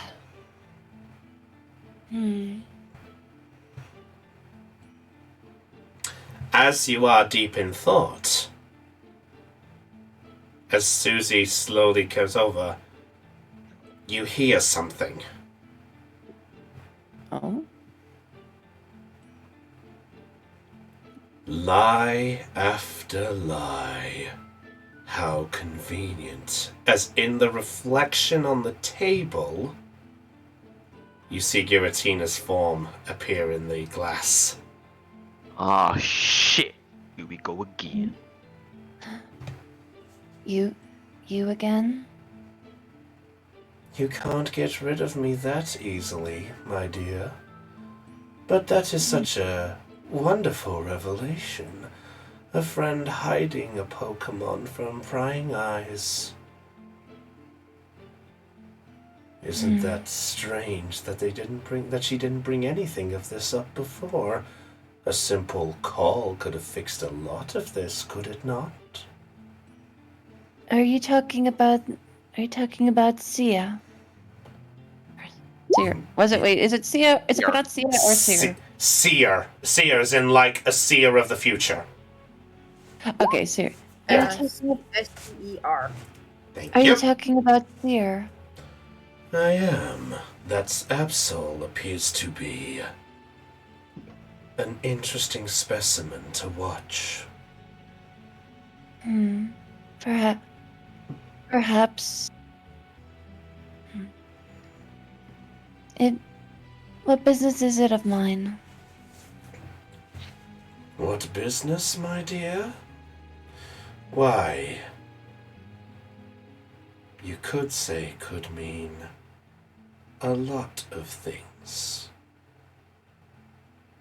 Concerning, I heard that there was a human who had acquired something of mine. The orb?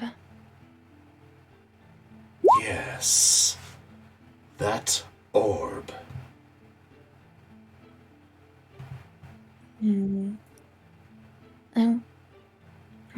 That is curious.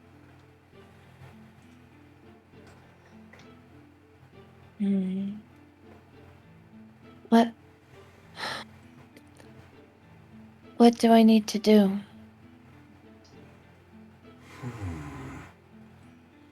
Are you willing to obtain this for me? What's the catch?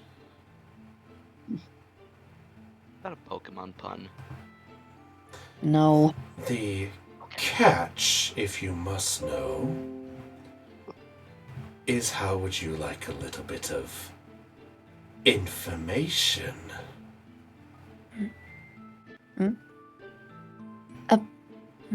About what? About you. I just stare at I just look into Garatina's eyes narrowed. You have my attention. Good. Now listen carefully. That orb is connected to why I'm able to be like this. If you get that orb for me, I will give you all the answers you seek. Where could I find you if I do get it? Why, at the place where all spirits in your land go to reconvene. Mount Pyre.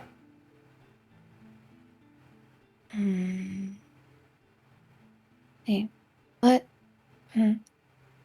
How do... I may like ghost types, but if I've learned anything about ghosts, they can be tricky.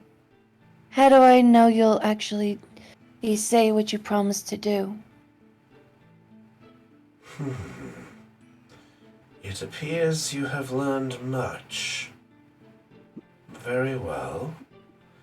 Then I will give you one bit of information now, as a gesture of this deal.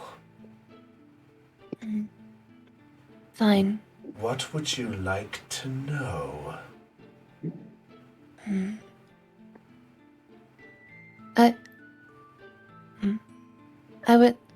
What I'd like to know right now is, why am I able to talk to you? Why do you have such an interest in me? Is that your question? I think right now that is her question. Okay. Because that's a question he thought, you do not need to roll. He is going to give you that information. All right. Yeah. Truth be told, I had a few questions ready just in case. A few others you'd have to roll for. Okay, fair enough.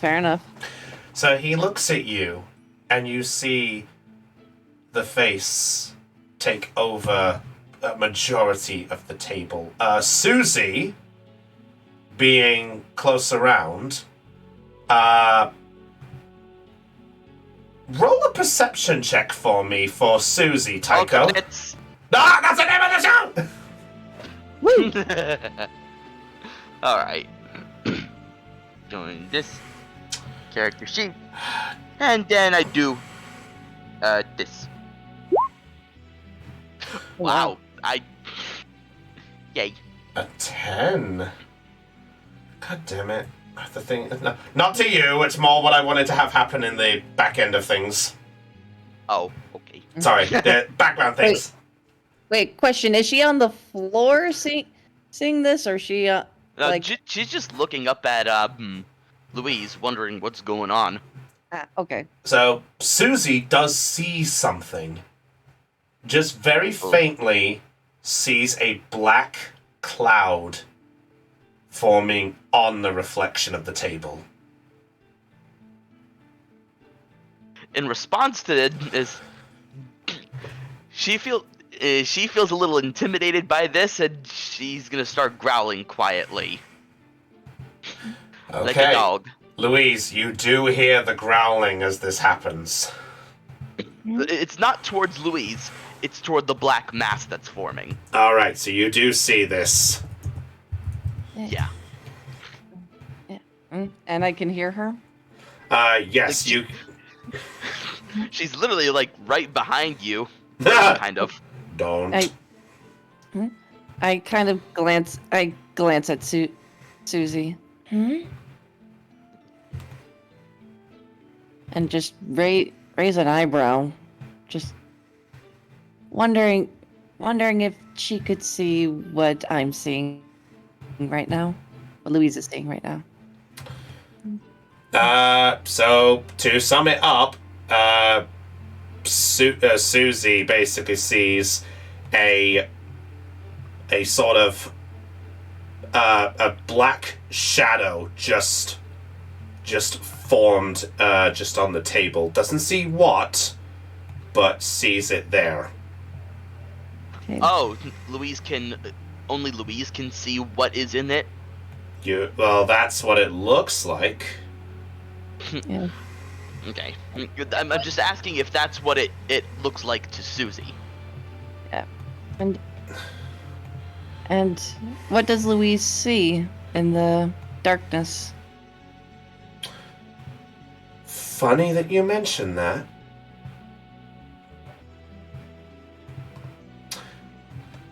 Give me 1 second. I have to do something.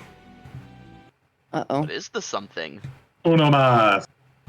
So, Susie. So, as Susie is there, Tycho, are you just reading your book at this moment, or are you watching Susie? What are you doing? You know what? He takes his eye off of the he's gonna take his eyes off of the book he's reading and see that Susie's not near him. So he gets up, puts the book away, and goes over to where Susie is. Alright. Give me 1 second. I need to just double check a music track.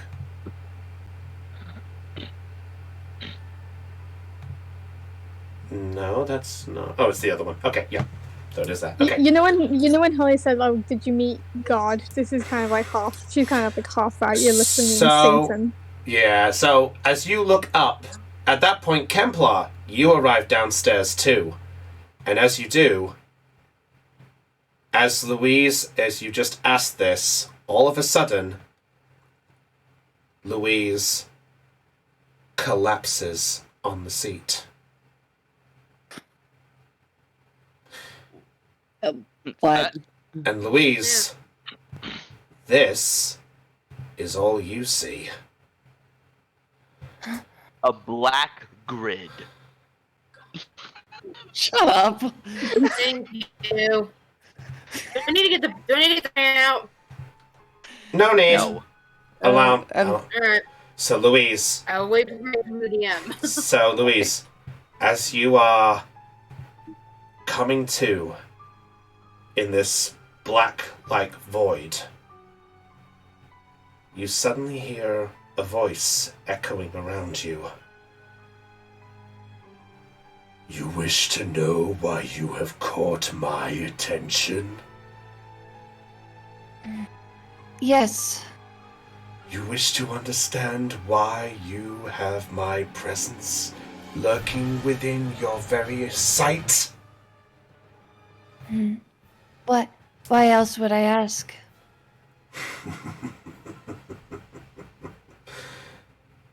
Such a brave question to ask. And forming before you... That is big. Oh. Big boy. Which is Gigantamax. Okay, Tina. You see it staring down at you with this demonic-looking smile. Because, my dear, there's something interesting about you, more than you let on. And what's that? Well, think about it. Why would I have such an interest in a girl who has no memories of anything? No home, no parents, no family, no friends? Why would I get that privilege to have fun with? The answer is simple, my dear. Because I know what you are. What I am?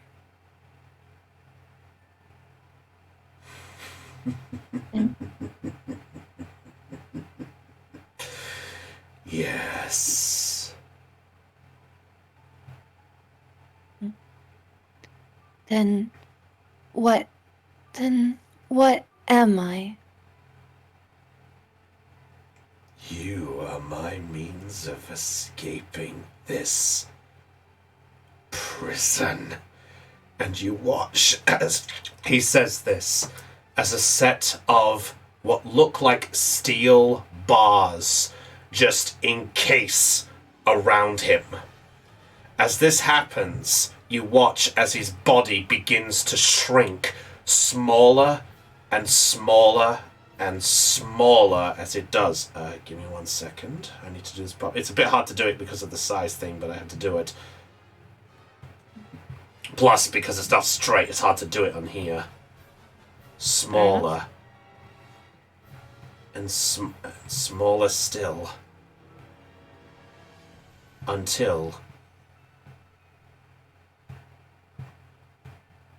he is a small size. Well, small for what it is.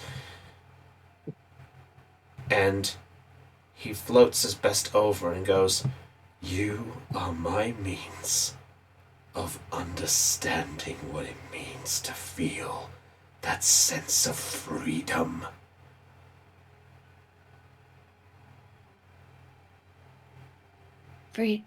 Freedom? Yes. The ability to feel free. To do what you wish. To imagine what you wish. To speak, feel, and even breathe.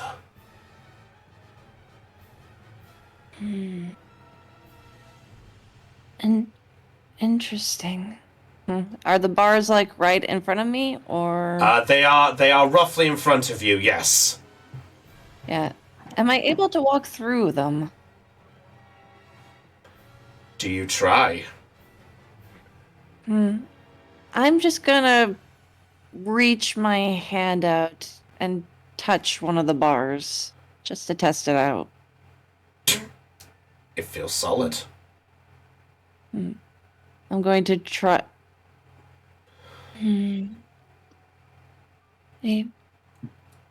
That is that orb your key to freedom? As you say this, right where your hand is, just above it, you see a black panel appear and a hole of some kind.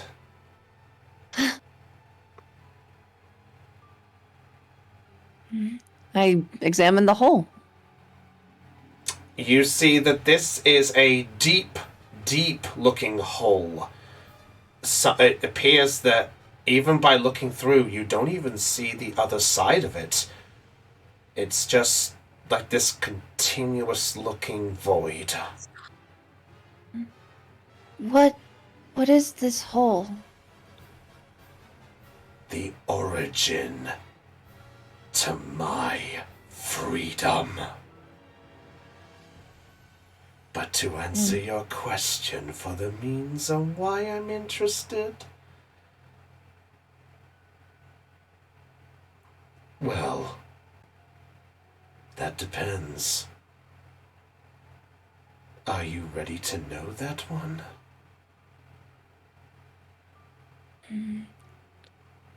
If what? If what would happen if I accept?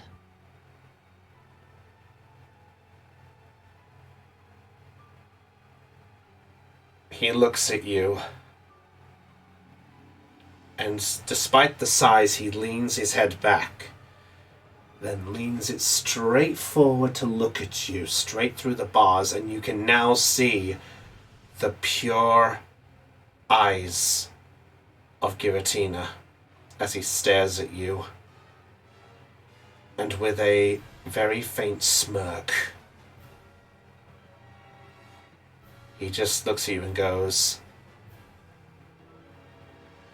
what I was originally found for. The distortion. To make it all go away. And as you hear that, you suddenly hear a scream come from behind you. Jump scare much? I turn around to see what it is. And as you turn around, you see the sight of a very familiar figure. A small girl that you saw in your dreams all the way when you were heading on the direction and just coming out of Oldale.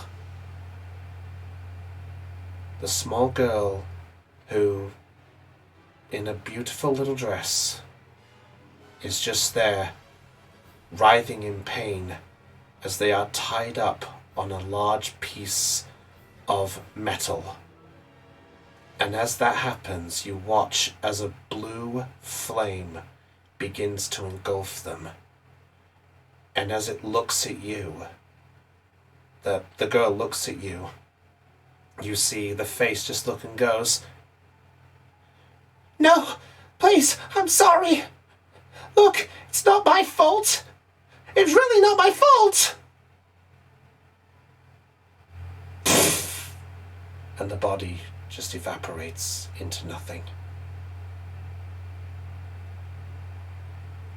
Does that... And Giratina looks at you. Does that not feel good? To watch something disappear, to have no feelings for? Or perhaps something with a stronger distaste? And as it does this, you watch, and on the metal plaque, suddenly, you see Elizabeth. And as you see the flames begin to engulf her, you actually begin to hear, "Hey, it's not my fault. Team Rocket put me up to this. It's not my fault. What was I supposed to do? I can't just keep hiding it forever. Louise, you have to believe me. You have to believe me." And all of a sudden, you hear the shriek of her as she is engulfed. And it looks back at you. Giratina then turns back and goes, "Lies can be so damaging. The truth can always set you free. Isn't that right?"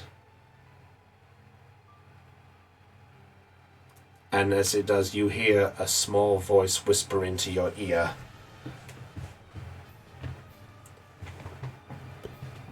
"Isn't that right, Silverstone?" What did you just say? And before you even have a chance to react, you hear a faint laughter as the cage begins to slowly back away. "Remember, my dear, find my key, the origin to my freedom. Otherwise, your freedom may not be so concrete." And as it does,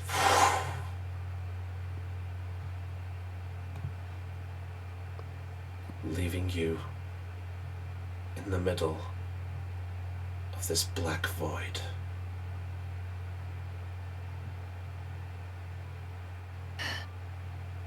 I just for the first time I feel a shiver go down my spine.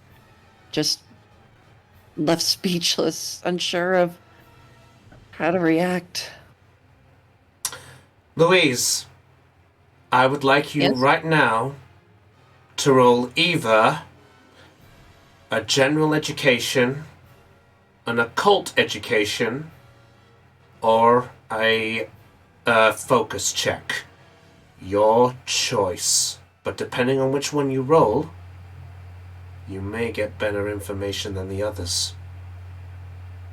Who? That's it. My most of my highest rank is in occult, but if there's I'm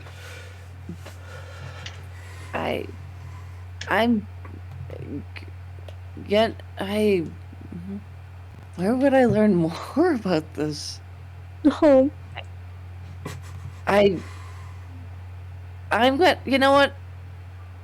I'm going to risk it. I'm going to roll a focus check. Focus! Okay. Roll a focus check for me, please. 7 for 2d6. Okay. As you are in this void, coming to realization on this word that's triggered you, all of a sudden, you hear around you, Silverstone, Silverstone, Silverstone, stone, silver, Silverstone, Silverstone, stone, Silverstone. And it seems louder straight ahead of you. As all of a sudden, you hear another voice break through.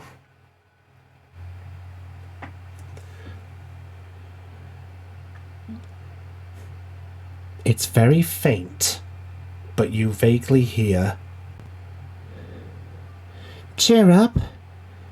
Second place is just suitable for your name, right? It's where you belong, coward." And that's all you hear without seeing a single expression, a single body. And all of a sudden, you feel a large gust of wind begin to blow you back before you can focus. And as it does, you are blown straight into the air, up almost like 20 feet, 30 feet, 50 feet, 70 feet. And you are now just hovering in a void. And as this does, as you begin to feel yourself plummeting, you then see something form before you as you are almost about to hit what appears to nearly be the ground. How do you react? I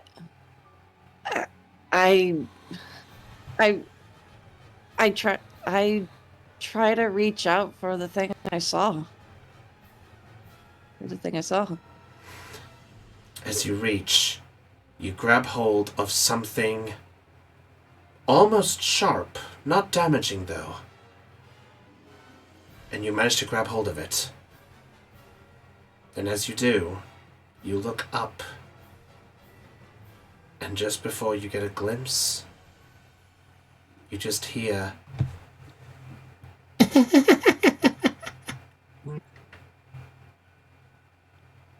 "Nice to see your grip is still not as strong. You still haven't figured it, have you? I'll be waiting. Coward." And all of a sudden, the thing finishes and you begin falling again. 50 feet, 40 feet, 30 feet, 20 feet. You can see what looks like the metal plaque that those people were stuck on and being burned. It suddenly has moved underneath you. You are falling. And just as you are about to hit the metallic floor of some kind, you hit it. And as you do, you find yourself back in the Pokemon Center, fallen off the chair, with Susie, just staring you, Tycho looking over, and a Kemplar just rushed straight over. Oh, I would say all of you are there, fair enough. So as this done, and as you do, Louise, you come to, a large sweat brimming on your face, and in some way, maybe an emotion you've never felt in some time. Or maybe an experience you may never forget.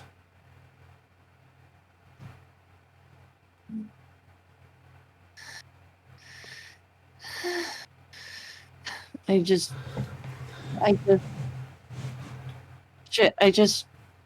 try to take in what just happened, what I saw, what I heard, what I was told. I look at and I just stare at my hands as they shake before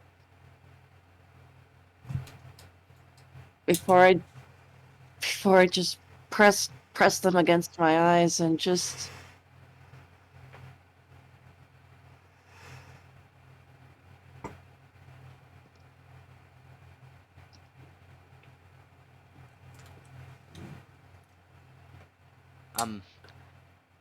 Pardon me if I'm prying, but what? I did not realize I was fucking muted until now. Yeah, Tycho is gonna be the first to break the silence and speak up. Fair enough. Fucking hell, Templar rushed over and said, Louise, are you alright? Oh, I didn't hear. Okay, never mind. Yeah, no, I was Sorry. fucking muted. That's why you didn't hear it. it's fine, don't worry.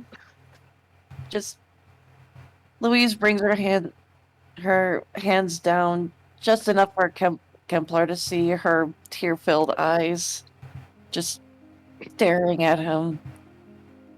Alright, that's a no. Alright, let me help you up. Kemplar helps Louise to her feet. Come on, I'll take you to one of the rooms.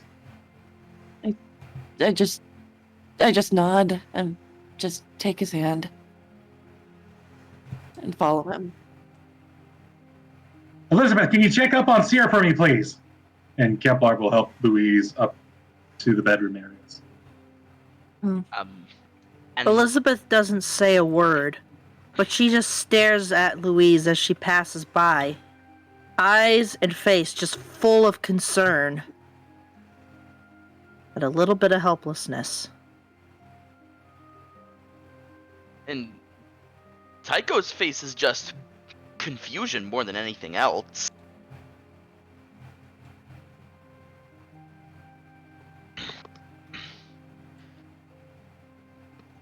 Okay, so, Elizabeth, as you approach the counter, Nurse Joy has just returned.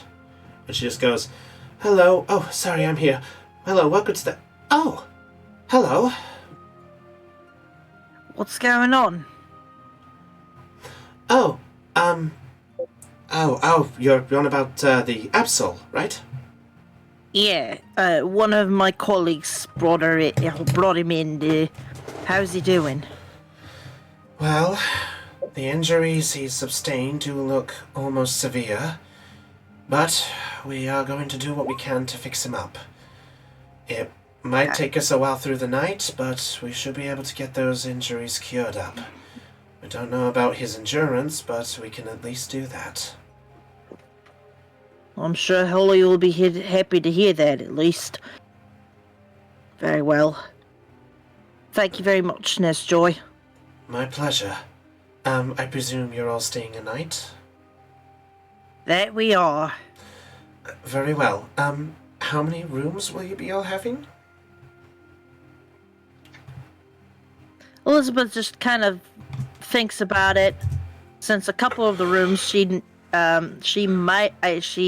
her memory's a little fuzzy, but there were probably two beds in a couple rooms. There were, because I remember. I remember that Momoko took Holly into the bedroom that was next to the one that Arlen claimed which had two beds. So she's staying on watch over Holly for right now. She may end up staying in that room. Okay. Sleeping in a room with Holly. So I will be nice enough to tell you this, that Nurse Joy will let you know that there are 4 double bedrooms with 2 beds in there. The one that you guys had is the only with a double bed connected, while the others are separate, while the other rooms all have 1 bed each. All right. Let's see. We'll probably take 5 rooms. Some of the people can double up then. Very well. 5 rooms. Let me see. Let me just make a note for these.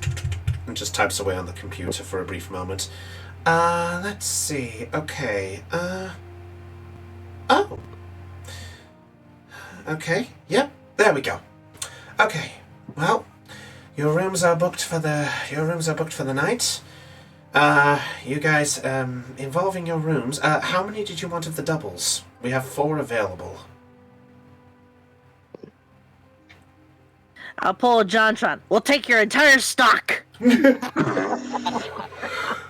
Nice. Fair enough. So, in that case, very well. The double rooms are all yours. If you require any more, do come down and let me know, okay? Will do. Thank you so much, Nurse Joy. My pleasure. Also, I did notice that one of your friends was going upstairs. Is she okay? Elizabeth just looks over her shoulder a little bit. I don't know. Hopefully. One of my other colleagues is taking care of her right now, so she should be okay. She's a tough girl. Doesn't let anything faze her. So she'll be alright. Hope. Meanwhile, Tycho, as you're there just looking on, Susie is looking up, is still growling towards like the table where, well, unaware to you guys where the Giratina was spawned. It's just like to her, just sees the saw the shadow. She's just looking at. Susie, what are you growling about? What's on the table?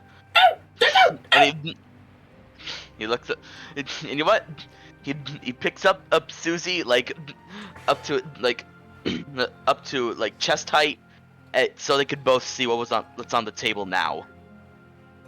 Looks perfectly normal.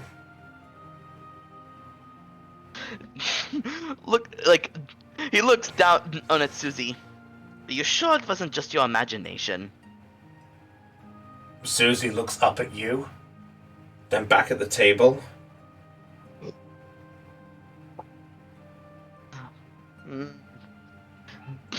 I mean, if Louise passed out on the table like that after what you saw, I'm not one to pry. How about some fishing? Just seems more concerned and just continuously looks at the table. I know you're concerned, but Louise is an awfully quiet sort. She probably doesn't want us to be in her business. The ears lower as you say that. He just is stroking her head. I'm sure it'll be okay. Alright. So Kemplar. You are taking Louise upstairs, yes? That is correct. That's fair. Okay, I'll have to get my bedroom up again. And There we go. and There we go. So, Kemplar, you make your way up the room. You're unaware of what's happened with Holly and Momoko, so you are unaware of that situation. Yeah. So, Kemplar would focus more on getting Louise to the nearest bedroom possible, so this one up here. okay, fair enough. So, as you approach the door is open. Okay, the door is open. Nobody's inside. No one's inside. All right. Then we're gonna enter. You want the bed or the couch? I'm just silent. Just shrug. Pumpkin, Okay, bed it is. Yeah, Pumpkin actually helps and just sort of pulls with his little hands to pull towards the bed. Yep. So Actually, here, have a seat. Yeah, I apologize on the bed's layout. I had to make the rooms look a little different somehow. yeah. Also, Yeah. Pumpkin's a girl. Sorry, my apologies. No, it's okay. Now take deep breaths, Louise. Deep breaths, in and out. In, and then out. Calm down a little bit. You feeling a little better now? I just nod. Would you like to tell me what happened?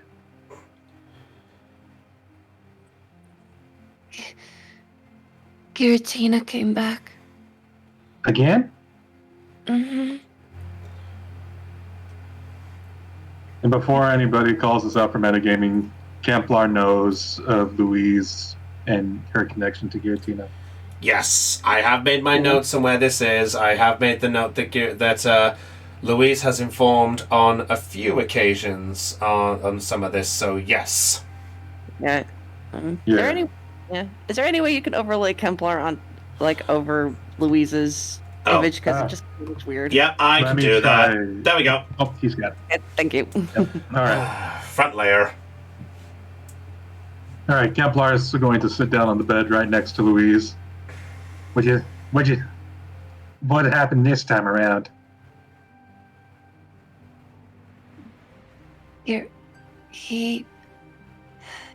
That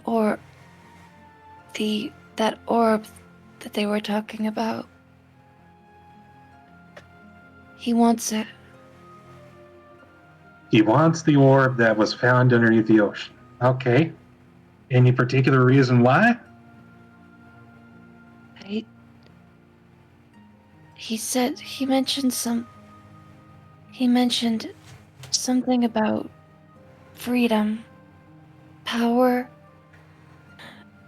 so much a lot of. Let's break it down piece by piece, okay? Mm. When I walked downstairs, you were laying down on the table, passed out. Did you see anything when you met Giratina again? Yes. What did you see? A dark room. I was somewhere dark, and Giratina was right in front of me, behind iron bars. Okay, so when he mentioned freedom, he probably wanted to be set free. You weren't the one surrounded by iron bars, right? Just No. Giratina? Okay. Yes. What else happened in the dream or vision conversation? He told me why he was interested in me, that I'm the key to his freedom, to true freedom. So he wants to use you to set himself free. And the orb is somehow connected to it all. Okay. Mhm. There was a void. He called it the origin. Okay. And there was something else. What else? I just turned to Kemplar. With the most serious expression on my face, I said, Giratina. He called me Silverstone. Does that name ring any bells in Kemplar's head? Make a general education check. Okay. General education. That's a called education. There it is. That's medicine. Oh, whoops. Thank you. You're lucky the DM has noticed that he's not falling asleep yet. Yeah, I'm hungry. I'm starting to lose focus. I'm sorry. I'm sorry. Honestly, It's okay. I'm still wide awake. All right, an 8. Nothing comes to instantaneous thoughts about this. There's nothing comes out of the ordinary because sort of names with gems and things. The only thing about stone that comes to mind is Stephen Stone, the champion of the Hoenn region. But that's all you have, and that doesn't seem familiar. All right, Silverstone. I wonder why he called you that. I don't know either, but he called me that, not Manor Wisp. There could be some connection with that name in your memories. That's going to take a long time to look up. I might ask for help. Who knows? Actually, I've got a phone call. Hold up. Yes, Wow. His fucking Karen rang. Rude much, Templar? So, surprise. Yeah, surprise. No kidding, Chris. Louise is now having an identity crisis. Yeah, my food got here. I'll be right back. Okay, we'll wait a little bit. Go do it. Okay, well, yeah, I'll wait. I'll wait a bit. I'll wait until he comes back. I hope I didn't cause any problems with that one.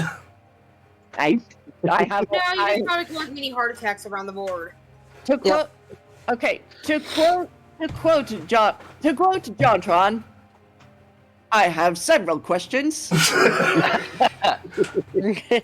I just was like, That second John Cron quote of the episode.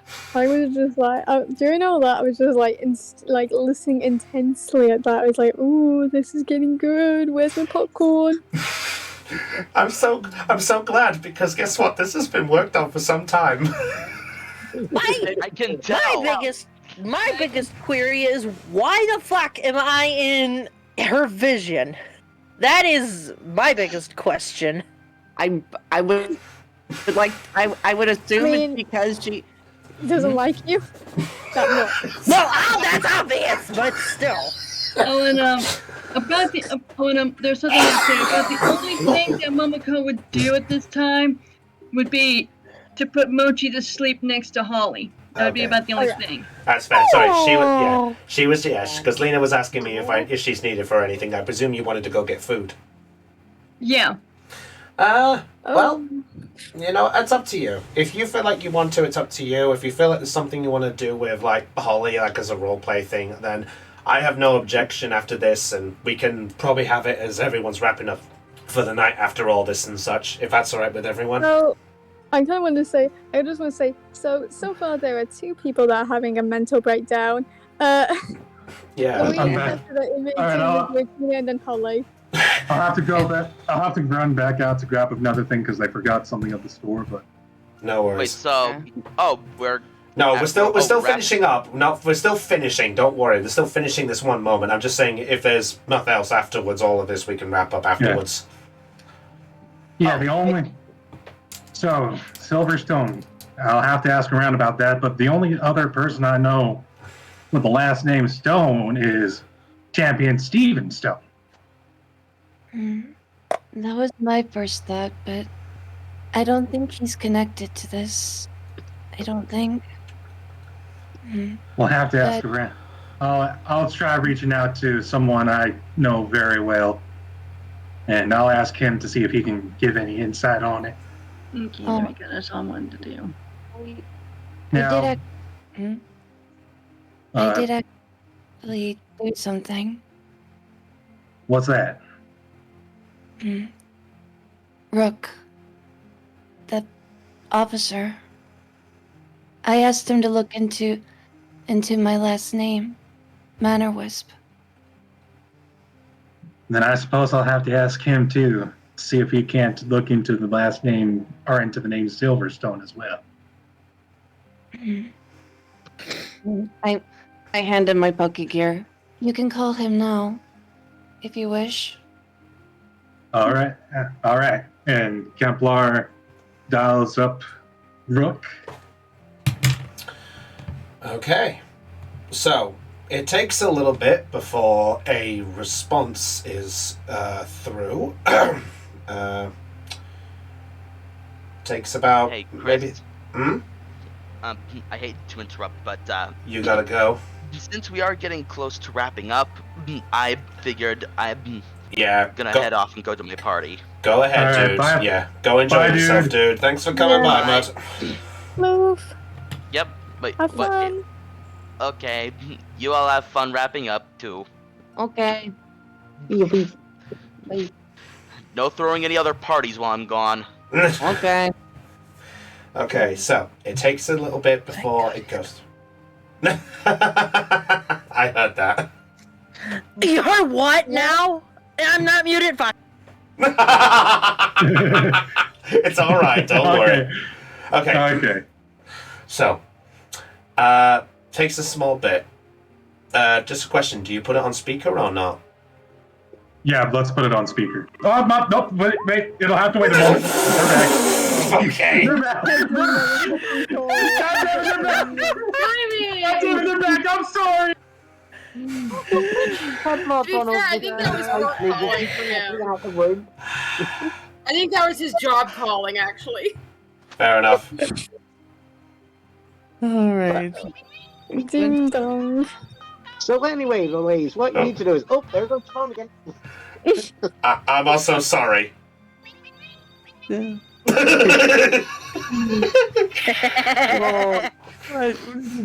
Okay, while that's going on, Holly, Momoko, we might as well come back to you guys for a bit while that's happening. So, Momoko, you said you tucked Holly in and put Mochi by the side, right? Is Lena. She's muted. No, she's gone for food.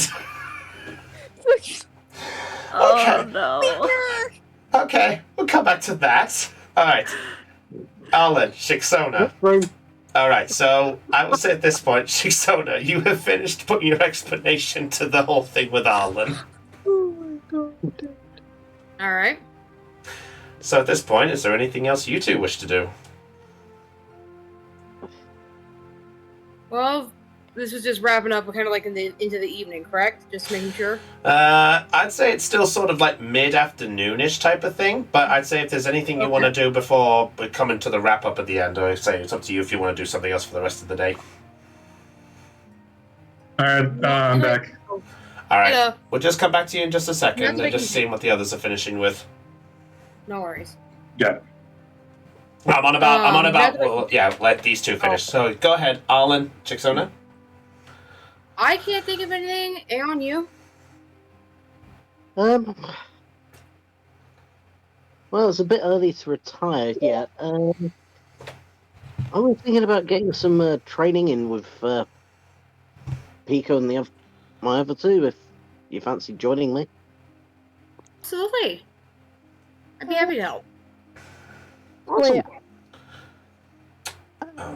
Yes, Caitlin? I was just gonna ask because I think I'm gonna have my character like probably up like I think which one's better like sorry I'm this is like I feel really bad for asking this. Which one covers HP? Is it long rest or short rest? They both can do both, but long rest gets you all your abilities and things back. Oh, okay. So Yeah, and a long rest also cures injuries as well, if I recall. Yeah, like one injury per long rest, I think it was. Yes. Something like that, yeah. Okay, so I think since Holly and Mochi don't have like any injuries, I think that I can have a short rest though. Am I okay to have my character have a peaceful sleep despite everything? Yeah, I'd say that's fine. Oh, Momoko moved, so I think Mina's back. Ooh. Oh no, Blossom moved. She's still muted. Yeah, No, there she is. I'm back for the moment. No worries. Okay, so we've got Arlen and Shixona going to do some training. Holly's thinking about sleep. What's Momoko doing at this point? Okay, well, since Holly is going to get herself some sleep, I believe that Momoko and Blossom are going to do the same. Okay, so are you guys having a short nap as well, or are you going straight for the long rest? Well, I don't think Blossom was hurt in any of the battle, I don't think. Yeah, But I don't just- think so. Yeah, so I would say like a good night's sleep. Okay, fair enough. Right, so we got 2 sleeps. We've got Ursula, who's... Not Ursula, Elizabeth, wrong character. Wrong campaign. Wow, I transcended dimensions. Hey, it can happen. Who knows what that dark dragon will go do to Ursula? I mean, what? By Jove, you're right. Ursula shows up. Dear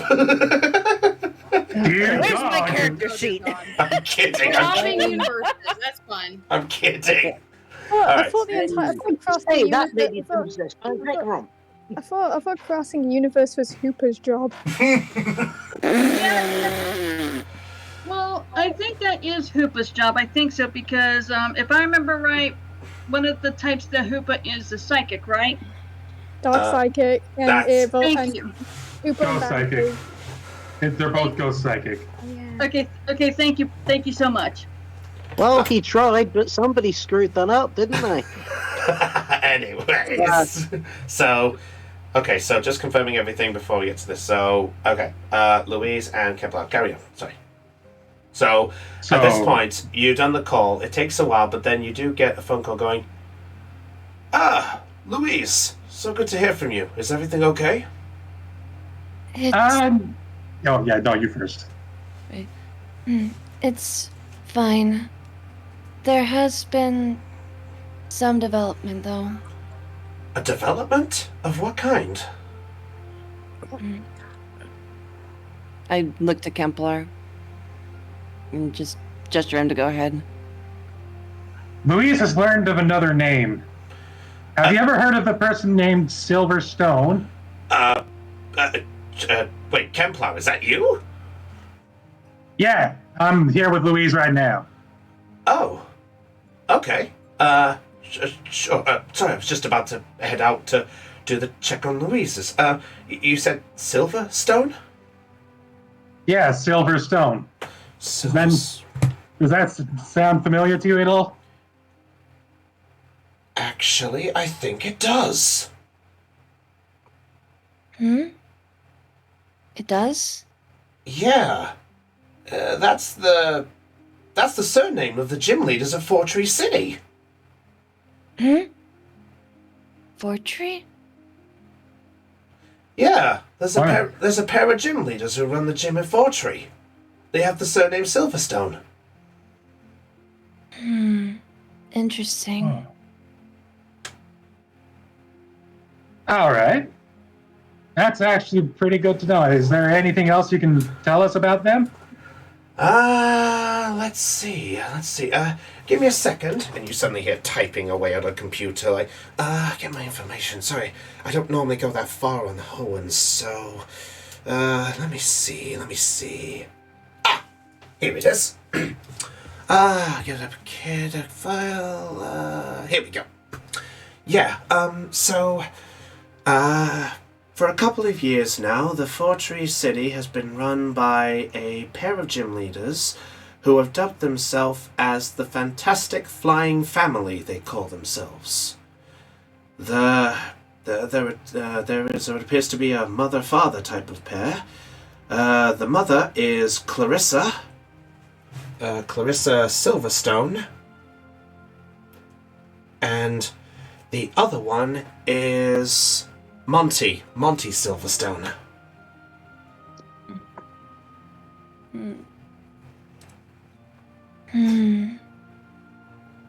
All right, I'm typing this in now. Yeah. Four gym leaders. Okay. Okay. Yep. Thank you, Arlen. Thank you for that. Oh, good. I named them right the first. I spelled them right the first try. Nice. Okay. Okay. What type of gym are they? They are a flying type gym. Hmm. Hence the nickname.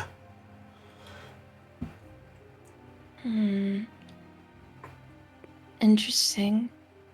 Oh, wait, there's actually one bit of information here, actually. Go on.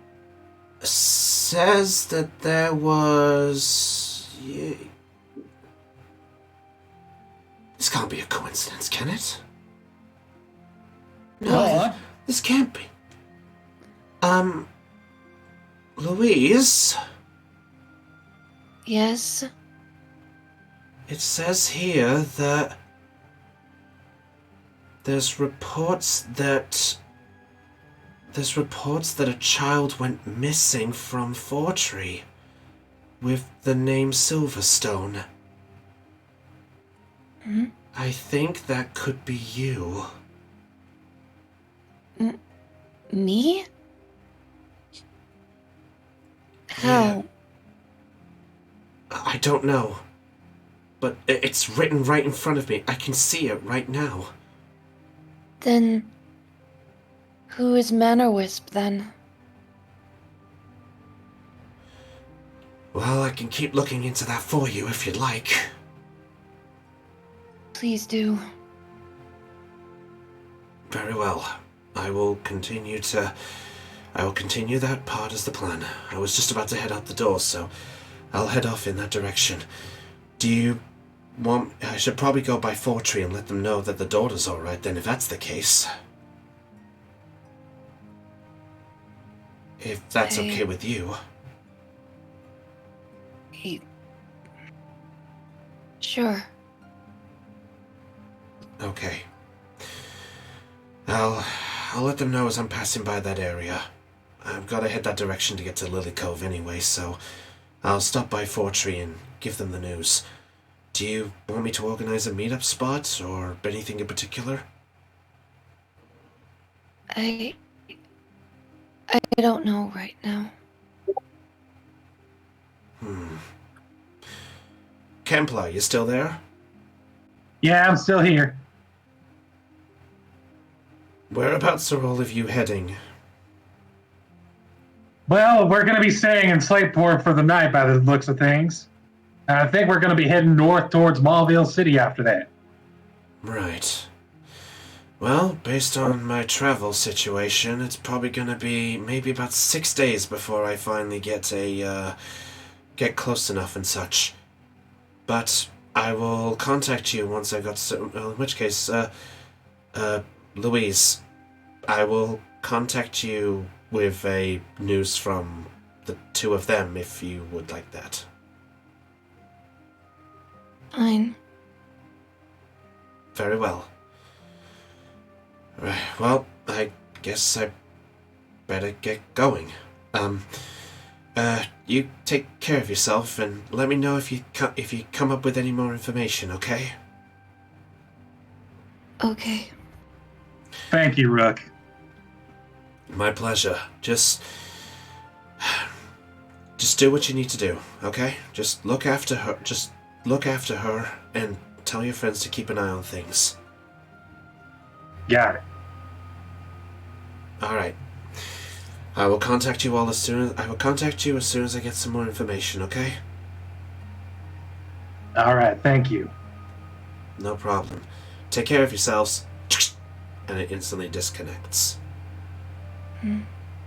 I put away my Poké gear and just kind of reach out to Pumpkin. Just floats into your arms and just nestles close to your chest. Well, there's a start at least. It's strange. How so? I have parents. I have a family, and yet I don't remember anything about them. Why? Well, speaking from personal experience, at least you have both parents. Maybe. But then my expression darkens. What if they're the reason that I hate people and prefer Well, Pokemon? There's only one way to find out about that. Hmm. And then we'll have to meet them in person. Perhaps. Pumpkin just floats out of your arms for a brief moment and just hovers near the side of Kemplar's head, and you actually see that he just sort of and just pointing at Kemplar with sort of a expression, and you actually see as Pumpkin sort of extends the arms and sort of imitates like a hug and points to Kemplar. I see I notice the gesture. I hesitate. Just kind of bite my bottom lip. really trying to think about it. Then hesitantly, I look at Kemplar and awkwardly hold my hands out. Why do I just want to say this funny meme. It's like, what is this affection? Even more.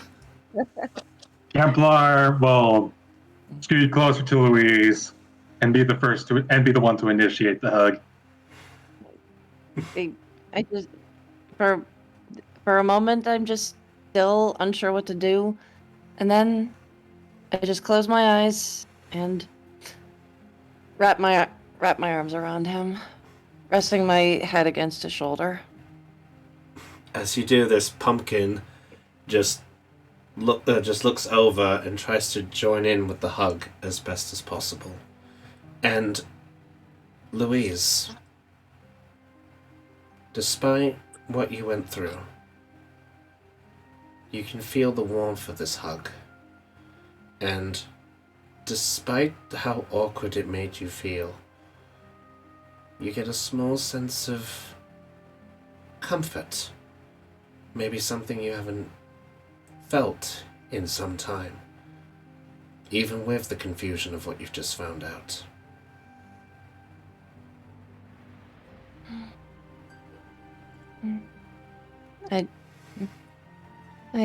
I just soak it in and just kind of sneak in a small, genuine smile.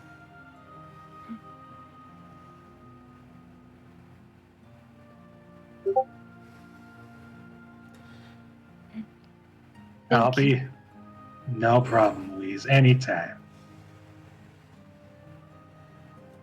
At that point, Pumpkin sort of just goes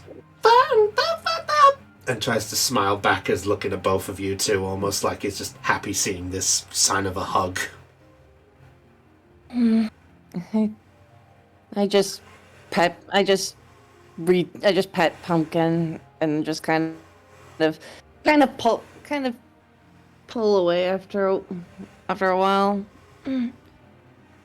Right. We should get some sleep. All right. Do you want me to be nearby? Like in the next room over or on the couch? I just kind of glance at the couch. Then look back at him.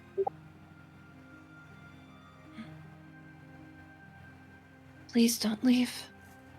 Oh. All right. I'll sleep on the couch in here tonight. I just nod, then just grab the covers and just hide underneath them. Oh. Yeah. So Pumpkin is going to look at this and look over at you, Kemplar, and just give a sort of and like a smile back at you.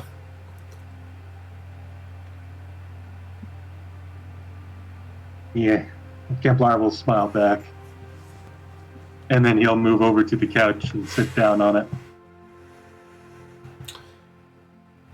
Okay.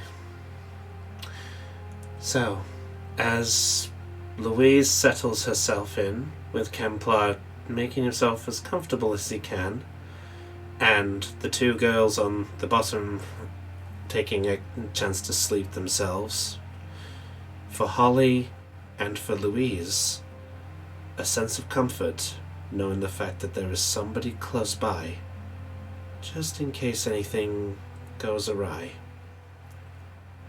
Whilst Chixona and Arlen... Oh, sorry, Caitlin, did I interrupt? I was just gonna say, oh. And The heart has obtained melt status. My heart's melting, man. so, I think, even though we'll get to probably Elizabeth and Tycho's encounter part that they want to do, I think we can probably do that next time, if that's alright with you guys. That's fine. That is perfectly acceptable. And Yep, Floof works is for out me. here. So, with that said, I think it's time to finally say some words, and that's where we'll end tonight's session. Oh, wow, that's a heartfelt one, that one.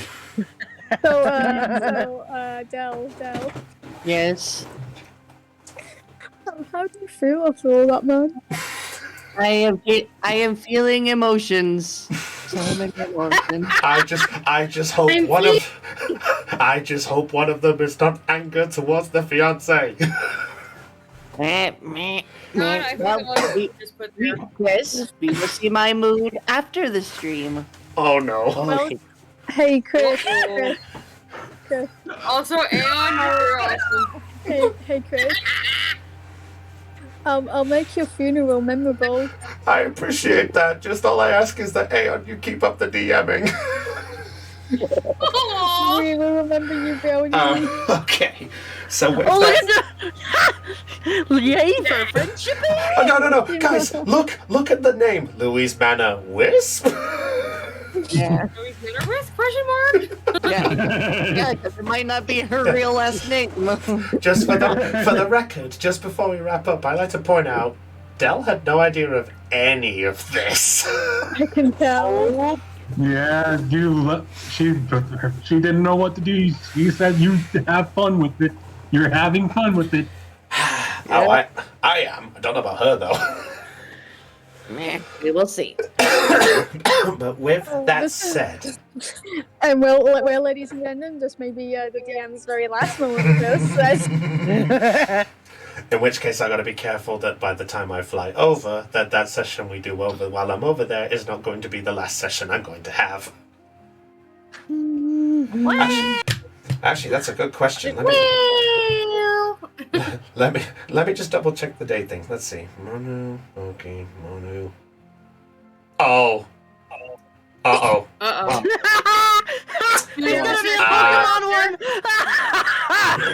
It is. We have a session while you're out there. It's Pokemon on the night I fly over, and Monu on the one after. This is the point where Chris is a dead man. Our DM has lived a good long life. Fuck. Well, I guess that's it. Golem falls, everyone dies. Goler. Please don't. I like this game. Anywho, I'm glad you do.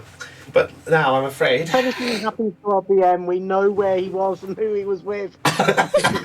The final signs of murder have been discovered. Why did you die? Simple, traumatic D&D experience. Yeah. Okay. Anywho. You've broken us twice, Chris. Congrats. You're welcome. That was really good. I'm really glad you enjoyed that, but I'm afraid perceptions rolled low. It's time for us to go. So with that said, it's goodbye from Brownie, your dungeon master. It's goodbye from Aeon. Bye. From Heidi. Bye bye. From Caitlin. Bye bye, everybody. From Lena. Sayonara, people. See you in 2 weeks. From Knight. Bye-bye. And from Thean. I kind of don't want to do anything funny for the end of this one. It doesn't feel right. Oh, No, thank it doesn't. And, God. Thank God. and goodbye from Dell. Boy, everybody. And with that, this is Brownie signing off on Let's Roll Live Pokeception Check. And just remember, my friends, stay charged and remember to roll high. Because, of course, it could mean goodbye. Catch you all later, everyone. Check the new Mario